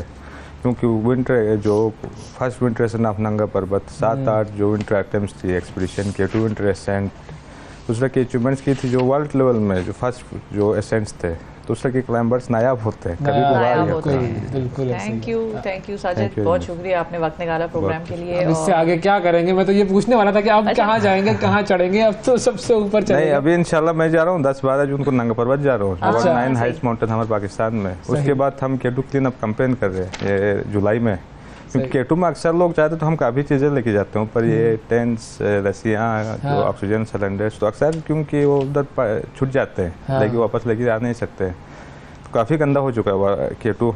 तो इंशाल्लाह इस साल हम केटू क्लीन अप कैंपेन कर रहे हैं और उसकी मुकम्मल है, उसको लेके जाना है, उसको आप सामान लेके जाएं तो उसको भी साथ ले जाएं, इनको ले जाएं साथ, इनको बड़ा और छोड़ के आइएगा वहाँ पर। मोस्ट वेलकम जी भी में आ जाए आप लोग उधर पहाड़ों में, आप इधर रहे, आप आ जाइएगा। नहीं, हम केटू क्लीन अप करने के लिए हम भी बिल्कुल साथ शामिल हो जाएंगे अगर मौका मिला। बहुत शुक्रिया अदा करेंगे। साजिद सतपारा नाजरीन हमारे साथ मौजूद थे, अली सतपारा के साहिबजादे, और अपने वालिद की तरह ही कारनामे जो हैं वो सर अंजाम दे रहे हैं। एक वक्फे की तरफ बढ़ते हैं, वक्फे के बाद कुछ बात करेंगे वर्ल्ड ब्रेन ट्यूमर डे की। Stay with us. सुबह सवेरे पाकिस्तान, सुबह सवेरे पाकिस्तान, सुबह सवेरे पाकिस्तान। वेलकम बैक जी। आज दुनिया भर में वर्ल्ड ब्रेन ट्यूमर डे मनाया जा रहा है और इसको मनाने का मकसद ये है कि इसके बारे में, इस मर्ज के बारे में अवेयरनेस क्रिएट की जाए, लोगों को कैसे पता चले कि उनमें ब्रेन ट्यूमर का ख़तरा पाया जाता है या उनकी बॉडी में ब्रेन ट्यूमर मौजूद है, कितने प्रेवलेंट हैं ये हमारे खित्ते में और दुनिया भर में, और कितनी अमवात इससे हो जाती हैं और इलाज इसका क्या है, इस पर हम बात करेंगे। हमारे साथ मौजूद हैं जी डॉक्टर अकबर अली खान साहब, जो कि माहिर नफ्सियाते खैर करें, माहिर अमराज है, दिमाग की रसोली, to be specific, brain surgeon. मुश्किल चीज है, मुश्किल नहीं, आप लोग उर्दू में आसान करना चाह रही थी। ठीक है, वो मैं किधर और बैठा हूँ तो लिखा तो उर्दू प्लीज, बातें नहीं चेंज हो सकती। बिल्कुल। दिमागी माहिर अमराज दिमाग, दिमागी जर्राही का माहिर। अच्छा, ये भी हो सकता है बिल्कुल। लेकिन जितना सीरियस आपका टॉपिक है उसको हमने उतना लाइटर वे में लाइटर तो रखना चाहिए कि हाँ लोगों को समझ में आए कि ब्रेन ट्यूमर है क्या और किस हद तक प्रेवलेंट है ये हमारी लाइफ में, दुनिया में। तो हाँ, जो हमारे जो जिसे हम कहते हैं ये स्टडी करके आप देखेंगे यार हमारे कितने अवाम है, अगर फॉर एग्जांपल 1 लाख अवाम है तो उसमें से 10 से 15 लोगों को ब्रेन ट्यूमर होता है, ठीक है। तो आप फिर मल्टीप्लाई करें, हमारी को तो 22-23 करोड़ आबादी है और हर 1 लाख पे 10 से 15 ट्यूमर है, तो इतना कॉमन बीमारी है। लेकिन इसका जो मेन चीज़ है, ये तो अवेयरनेस का दिन है, इसमें तो प्यारी प्यारी बातें करते हैं, ठीक है। तो उसमें ये है कि जो मेन चीज़ें होती हैं, इलामात जो इस दिमाग की रसोली की होती है वो ये होती हैं कि यार आपको मिर्गी का दौरा आ गया, ठीक है। अगर आपको मिर्गी का दौरा आता है तो आवाम के लिए ये ज़रूरी है, अगर खैर है हमारे भाई जो बैठे हैं डॉक्टर वो उनके लिए भी ये ज़रूरी है कि अगर आपको क्या कहते हैं मिर्गी का दौरा आ गया, वो पहले कभी नहीं हुआ, 25 साल की उम्र में मिर्गी का दौरा क्यों आया भाई? तो आप सिर्फ दवाई ना दें उसको, उसका MRI ज़रूरी है, CT स्कैन भी नहीं, MRI ब्रेन होना ज़रूरी है, ठीक है। जान है तो जहान है। इसी के अलावा और इलामात यही हैं कि देखें हम बाज़ सर दर्द होता है, आप जाते हैं वो मुझे माइग्रेन है, वो माइग्रेन डायग्नोज हो कि वो 6 महीने माइग्रेन चल रहा होता है। अगर आपका दर्द ठीक नहीं हो रहा है, ठीक है, दवाइयों के साथ, और आपको ज़्यादा वेट नहीं करना चाहिए, ठीक है, फ़ौरन MRI कराना चाहिए, क्योंकि MRI ऐसी मतलब एक शनाख्त की चीज़ है जिससे कोई नुकसान नहीं है, ठीक है, अनलेस कि आप प्रेग्नेंट हो, उसके अलावा कोई नुकसान नहीं है, ठीक है। नहीं तो वो जो आधे सर का दर्द होता है लोगों का, ट्राइजेमिनल जिसको वो अलग चीज़ है, देखें वो तो अलग चीज़ है, वो भी MRI पे पता चल जाता है कि यार आपके MRI पे बाकी चीज़ें साफ़ आई हैं, ठीक है। तो अब ये वो दिखा भी रहे CT स्कैन, जैसे वो पूरी रसोली लेफ्ट साइड पे जो काला नज़र आ रहा है ये CT स्कैन है जो मैंने पूरी रसोली निकाली है। तो रसोली निकालने तक तो अभी आते हैं थोड़ी देर में, वो तो चल रहे हैं, लेकिन इलामात ये है कि एक ये हो गया, दूसरे सर दर्द वेरी कॉमन है, तीसरा कोई भी आसाबी कमज़ोरी या आसाबी अलामत आ जाए, जैसे कि आपका हाथ यकदम नहीं काम कर रहा, या हाथ में कमज़ोरी आ रही है यकदम, क्यों आ रही है भाई? आपका पैर कमज़ोर हो रहा है, ठीक है, क्यों आ रहा है? आपको नज़र नहीं आ रहा, आप किसी दरवाजे से टक्कर मार रहे हैं, आपकी नज़र कमज़ोर हो रही है, ये कोई भी असाबी अलामत अगर शक भी पड़ जाए कि आने वाली है तो आपको फ़ौरन से पहले MRI ब्रेन कराना चाहिए, ठीक है। इसके अलावा देखें फिर जो लेट स्टेजेस में आते हैं उसमें तो फिर सर दर्द इतना ज़्यादा हो जाता है, दिमाग में प्रेशर इतना ज़्यादा हो जाता है कि आदमी को उल्टियाँ आ रही होती हैं, वो रुक नहीं रही होती हैं, नज़र चली जाती है, वो फिर इमरजेंसी की सूरत में ट्यूमर्स आते हैं। लेकिन ब्रेन ट्यूमर डे को मनाने का मकसद ही है कि आप ये इलामात जो हैं ये पहले से ही उनकी डिटेक्ट कर लें, जल्दी पकड़ लें उसको, क्योंकि जितना जल्दी पकड़ते हैं। हाँ, डेडली कितना है? तो ये तो मुख्तलिफ अक़साम है ना, ब्रेन ट्यूमर की जो लिस्ट है वो WHO क्लासिफिकेशन कहते हैं, वो काफ़ी लंबी लिस्ट है, ठीक है। ये नहीं कि बस ये उसमें मेन टाइप्स कौन से हैं? लेकिन मेन तो 2 ही है ना, पश्तो में मुंगा वक्तों के मामले खबर नर हो जनाना, ठीक है, एक नर होता है और एक जनाना होता है, मेन एक B9 होता है और एक कैंसरस, बस ये 2 डिवीजन भी काफ़ी है कि एक कैंसर है जो कि जानलेवा साबित होगा हर सूरत में, एक B9 है लेकिन वो भी जानलेवा भी तो मैटर करती है ना। नहीं, लोकेशन है लेकिन एक B9 है वो भी जानलेवा साबित होगा अगर उसका इलाज ना हो। मसला ये दोनों जानलेवा ही है, लेकिन इलाज B9 का अगर आप पूरा निकाल देते हैं तो उसका दोबारा आने का खदशा नहीं है। जो कैंसर है उसकी फिर आगे ट्रीटमेंट होती है जिसमें से आपको कीमोथेरेपी और रेडियोथेरेपी होती है। अब जो मेन चीज़ जो मैं देख रहा हूँ, देखें, जो कि बहुत इस टाइम पे कॉमन चल रही है, क्योंकि मैं तो देखें हर दिन बैठ के मरीज भी देख रहा हूँ, सर्जरीज भी कर रहा हूँ, ठीक है। तो अगर पेशेंट क्या कहते हैं को डायग्नोज हुआ है ब्रेन ट्यूमर, अगर उसको ये मशवरा मिलता है आप जाके वो जी एक मशीन ऐसी पैदा की है कि थे वो बड़ी दूर इलाके वो जाके तुसी वो लगवा लो शॉ, ये सारी this is not the treatment, ठीक है। ये आपने अपने आप को उल्टा नुकसान पहुंचा दिया। और जो भी आपको ये रिकमेंड कर रहा है कि डायरेक्ट शुआ लगा ले, वो मुख्तलिफ चंद ट्यूमर्स हैं जिनको हम शुआ देते हैं, ठीक है, डायरेक्ट। लेकिन ये इंटरनेशनल गाइडलाइन है, उससे आप डाइवर्ज नहीं कर सकते कि यार आप एक पाइलोसिटिक एस्ट्रोमा, एक मैंने यंग आदमी उसको मैंने लाने का इरादा था लेकिन लेट हो गया, उस यंग लड़का है, उसको इतनी रसूली थी उसके दिमाग में और उसको क्या कहते हैं किसी ने शुआ दे दी, ठीक है। अच्छा। अब वो B9 ट्यूमर है, अब वो उसको आपने शुआ क्यों दी? ये तो आराम से निकल सकता था ट्यूमर।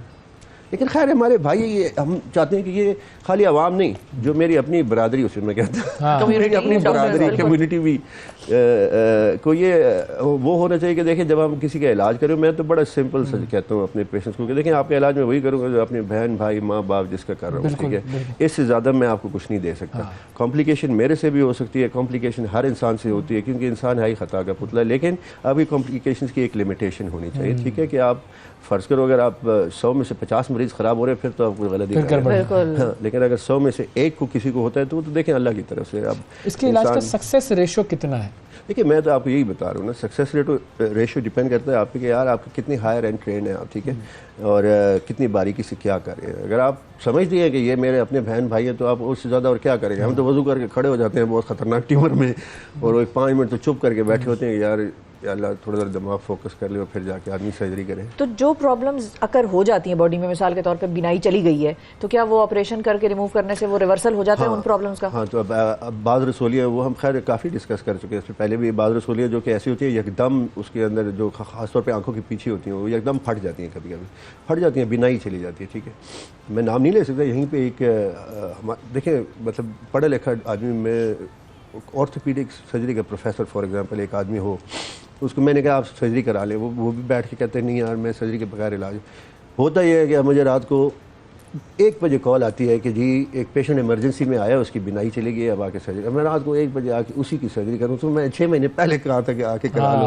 खैर उसकी बिनाई वापस आ गई है, आ जाती है, लेकिन फिर इमरजेंसी में करनी पड़ती है सर्जरी। और ये जो चक्कर वगैरह आते हैं लोगों को, उसका इससे है ताल्लुक क्या? उसका मुझे भी आ रहे हैं लेकिन थोड़े थोड़े लेकिन मैंने तो आपका नहीं पूछा, मैं तो वैसे पूछ रही हूँ। पता नहीं कौन लगवा रहा है, लेकिन anyway क्योंकि उसमें लोग डॉक्टर जो हैं वो दवाई दे देते हैं कि नहीं दवाई खाएं और जरा रेस्ट करें। चक्कर आना भी काफी कॉमन है ना, सिंपल सिम्टम्स है, वो दवाई दे दी, सर्क स्टेमेटिली दे दी। नहीं, लेकिन कभी जिंदगी में किसी को ना आया और अचानक बार-बार आ रहे हैं तो फिर अचानक बार-बार आ रहे हैं, फिर आपको इन्वेस्टिगेट कराना चाहिए। स्टार्ट में तो दवाई ले लेता है आदमी, अगर लेकिन this is not a common symptom for tumour है। अच्छा है। फॉर एग्जांपल चक्कर आना और अगर आपके कान में सुनाई देना कम हो रहा है, ये सारी असाबी अलामात है ना कि इंसान तो एक चीज़ है ना, उसमें से कोई एक नुक्स भी आ रहा है, सुनाई सही नहीं दे रहा है, मेरा मुंह सुन क्यों है, ये मेरा उंगली सही नहीं काम करे, दर्द नहीं हो रहा, नमनेस हो रही है, मुझे सुन हो रहा है, पैर लड़खड़ा रहा है, कोई भी इंसान का जिस्म ज़रा वो, या मेरा बैलेंस क्यों ख़राब है, मैं तो लड़खड़ा रहा हूँ, तो कोई भी ऐसी सिम्टम आता है ना तो आपको MRI कराना चाहिए। और आपको खुद नहीं कराना चाहिए, किसी अच्छे डॉक्टर को देखें ताकि आपको कुछ नहीं। मुझे लोग ये कहते हैं, बाद में मैं ओपनली कह देता हूँ यहाँ पे, मुझे लोग कहते हैं यार डॉक्टर अकबर इन्वेस्टिगेट बहुत ज़्यादा करते हैं। ठीक है, तो मैं तो ये डिस्क्लेमर अभी से दे देता हूँ, मैं MRI में कमीशन नहीं लेता, जो लेता है उसकी अपना ईमान है, मैंने कभी कमीशन नहीं लिया। ठीक है, ओपन सा आदमी, सबको पता है। और लेकिन फिर भी मैं इन्वेस्टिगेट ज़्यादा कराता हूँ। मैं इसलिए ज़्यादा कराता हूँ कि यार जान है तो जहान है, MRI का नुकसान नहीं है। यहाँ तक कि मेरे पास जब मुख्तलिफ सिम्टम्स आ जाए तो मैं ऊपर से नीचे MRI कराता हूँ, दिमाग का और होल स्पाइन का, कि यार कोई मेजर चीज़ ना है। मैंने उस दिन एक डॉक्टर की सर्जरी की है जिसको 3 साल से हाथ में थोड़ा सुन हो रहा था। ठीक है, और सुन हो रहा था, दर्द आता था, लेकिन बर्दाश्त करे और प्रॉपर सर्जन है। ठीक है, उसने CPS वगैरह किया हुआ है और ये मैक्सिलोफेशियल जो भी कह लें, और उसका निकला क्या, उसका निकला ये कि रसोली थी स्पाइनल कॉर्ड। अब ये चीज़ इन्वेस्टिगेशन के बगैर नहीं आ सकती। तो अब आराम से बैठ के 3 साल क्यों बैठे हैं? अगर यही पहले सर्जरी हो जाती तो क्या बात थी। बिल्कुल बहुत शुक्रिया अदा करेंगे डॉक्टर साहब, आपने वाकई लोगों को इन्वेस्टिगेशन की तरफ तवज्जो देनी चाहिए, और कहीं पर भी कोई भी चीज़ ऐसी हो कि जो कि आपके जिस्म में लगे कि कुछ गड़बड़ हो रही है, गो फॉर डॉक्टर। वक्फा लेते हैं, वक्फे के बाद दोबारा हाजिर होंगे। सुबह सवेरे पाकिस्तान, सुबह सवेरे पाकिस्तान, सुबह सवेरे पाकिस्तान। वेलकम बैक जी, सुबह सवेरे पाकिस्तान में एक मरतबा फिर खुशामदीद। तवज्जो प्रोग्राम की तरफ इधर उधर ना किया करें, जब ब्रेक होता है ना ये बातें करने में लग जाती हैं। बातें गपशप गुफ्तगू अहम जिंदगी का हिस्सा है, इसके बगैर नहीं जिंदगी गुजर सकती। तवज्जो दे दो प्रोग्राम की तरफ। हमने आज क्या बात करनी है? बात हमने बहुत इंपॉर्टेंट करनी है। देखिए, मोबाइल फोन स्नैचिंग या चोरी होना या गुम जाना बड़ी आम सी चीज है, ये सबके साथ जिंदगी में कभी ना कभी होती है, हुई होगी या होगी आगे फ्यूचर में। अब उस पे करना ये है हमने कि डेटा होता है उस फोन के अंदर, हमारा उस डेटा को कैसे महफूज करना है और रिकवर कैसे करना है अपने पास, क्योंकि फोन तो गया, डेटा आपका है, तस्वीरें आपकी हैं, नंबर्स आपके हैं, उसका क्या करें। हमारे साथ डिजिटल एक्सपर्ट फहद मलिक मौजूद है। अस्सलाम वालेकुम जी, क्या हाल है? बिल्कुल ठीक ठाक है। फहद मलिक मेरा नाम है जी। देखें ना, ये तवज्जो की कमी की बात है। नहीं, फहद तो अभी डॉक्टर आए थे ना, उनके पास देखें ये दिमागी तौर पर कोई मसला है, सिम्टम है ना भाई, इन्वेस्टिगेट एक्साइटेड हो गई है मुझे, एक्साइटेड है। देर से बाद हमने फहद को प्रोग्राम में दावत दी है। Fahad has been kind enough कि उन्होंने टाइम निकाला सुबह सुबह। मोबाइल हो गया डेटा। देखिए, जो मेजर एक गलती हम लोग करते हैं ना कि हम लोग अपने फ़ोन्स का बैकअप नहीं लेते, अपने डेटा का। एंड्रॉयड और iOS के यूज़र्स में थोड़ा सा फ़र्क ये होता है कि आईफोन की जो पेड सब्सक्रिप्शन है वो 100 रुपये पर मंथ पड़ती है, आपको तकरीबन 5 से 8 GB मिलता है, और महीने साल का 1200-1300 रुपये बनता है। हाँ, आप तो हैं ही iOS की, तो आपने ज़्यादा वाली ली होगी। मिनिमम 100 रुपीज़ पर मंथ है। उसके अगेंस्ट जो गूगल की है सब्सक्रिप्शन पेड, गूगल ड्राइव की स्पेस 100 GB, वो आपको पड़ती है 3000 रुपये पर ईयर। सो आप अगर आपका डेटा ज़्यादा है, आपको बहुत बड़ी सेलिब्रिटी हैं, तो फिर आपको वो सब्सक्रिप्शन परचेज करके आप अपने फ़ोन का बैकअप हर वक्त क्रिएट करें। अब उसमें 3 तरह की चीज़ें हैं। पहली ये कि आपकी गैलरी और आपकी वीडियोस का मल्टीमीडिया का बैकअप, वो गूगल फ़ोटोज़ वहाँ पे बैकअप करता है और यहाँ पे iCloud करता है एंड्रॉयड पे, उसको ऑन करें। दूसरा, आपके कॉन्टैक्ट्स सिंक होने चाहिए।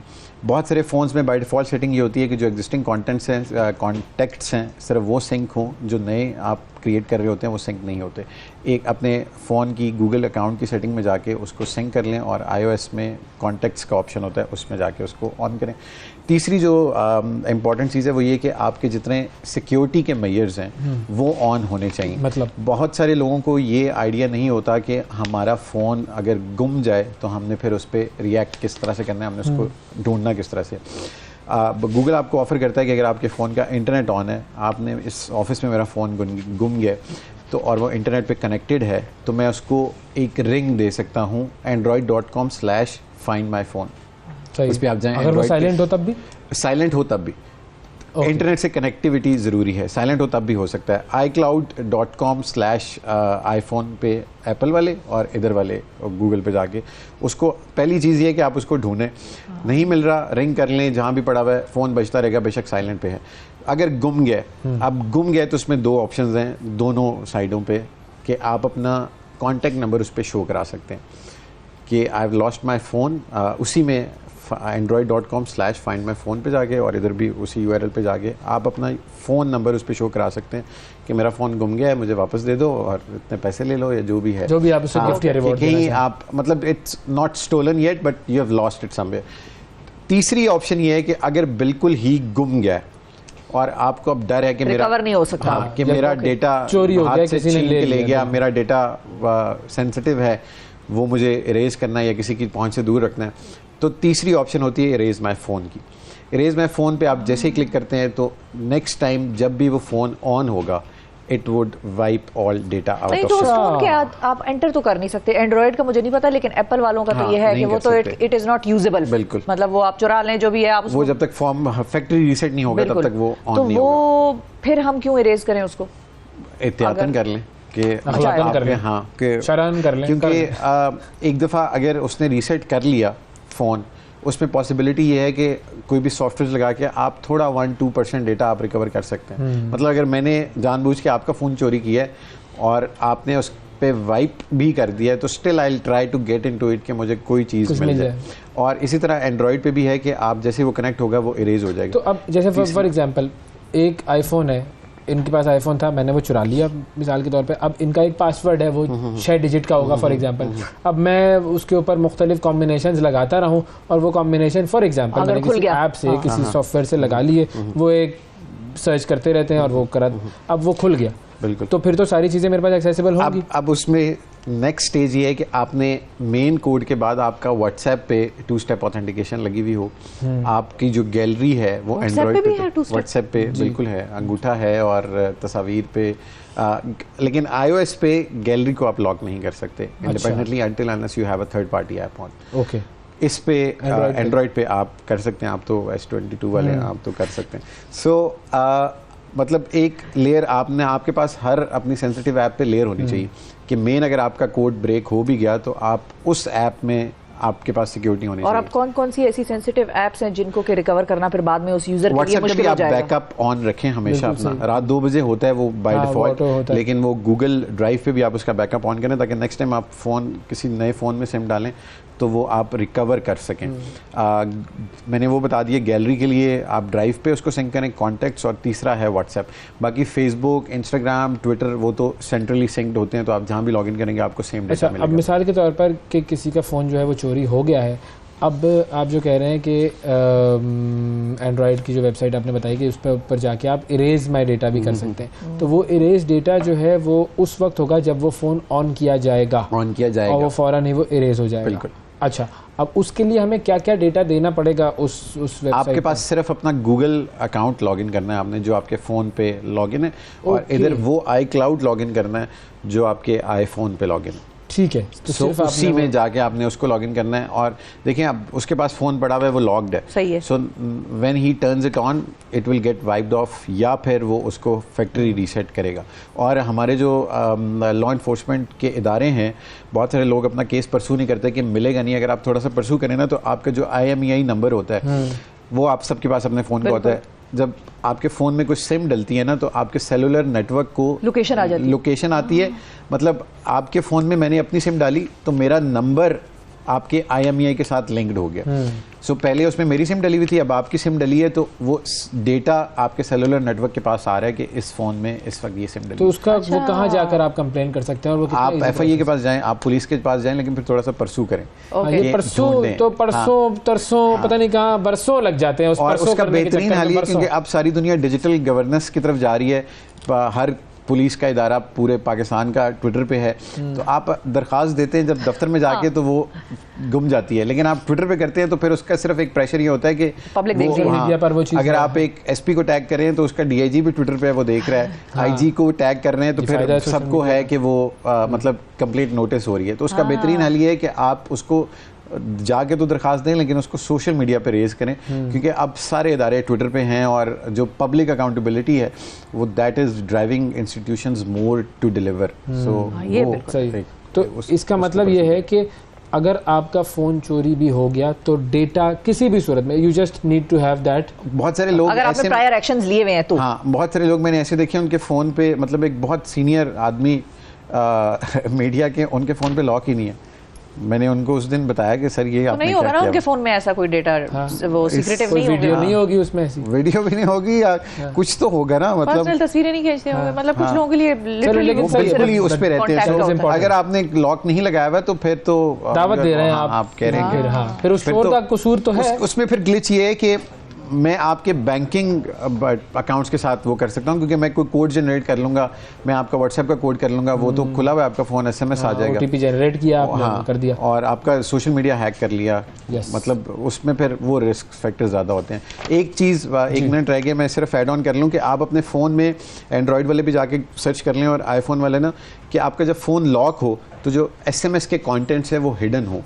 सेटिंग्स में जाके ऑप्शन आती है, उससे होता ये है कि आपका फ़ोन अगर इधर पड़ा हुआ है, इवन इफ इट्स लॉक्ड, तो SMS ना लॉक स्क्रीन पे विजिबल होता है, लेकिन प्रीव्यू तो नहीं हो रहा अगर आपने सेटिंग ऑफ की हुई हो तो वो प्रीव्यू हो रहा हो, यानी कि मैसेज नजर ना आए, आसान अल्फाज में मैसेज आपका लॉक्ड स्क्रीन पे नजर ना आए, अपेयर हो जाए नोटिफिकेशन, लेकिन मैसेज ना नजर आए, अदरवाइज फिर आपका कोड जो है विजिबल होगा लोगों के लिए, ताकि वो कोड्स फिर आपके OTPs समझ में ना आए लोगों को। थैंक यू फहद मलिक, आपने जी वाकई बड़ी अहम मालूमात है। अपने फ़ोन्स की हिफाजत करें, अपने डेटा की हिफाजत करें और सबकी हिफाजत करें। आज के प्रोग्राम में इतना ही, आपसे कल फिर मुलाकात करेंगे। अल्लाह हाफिज़।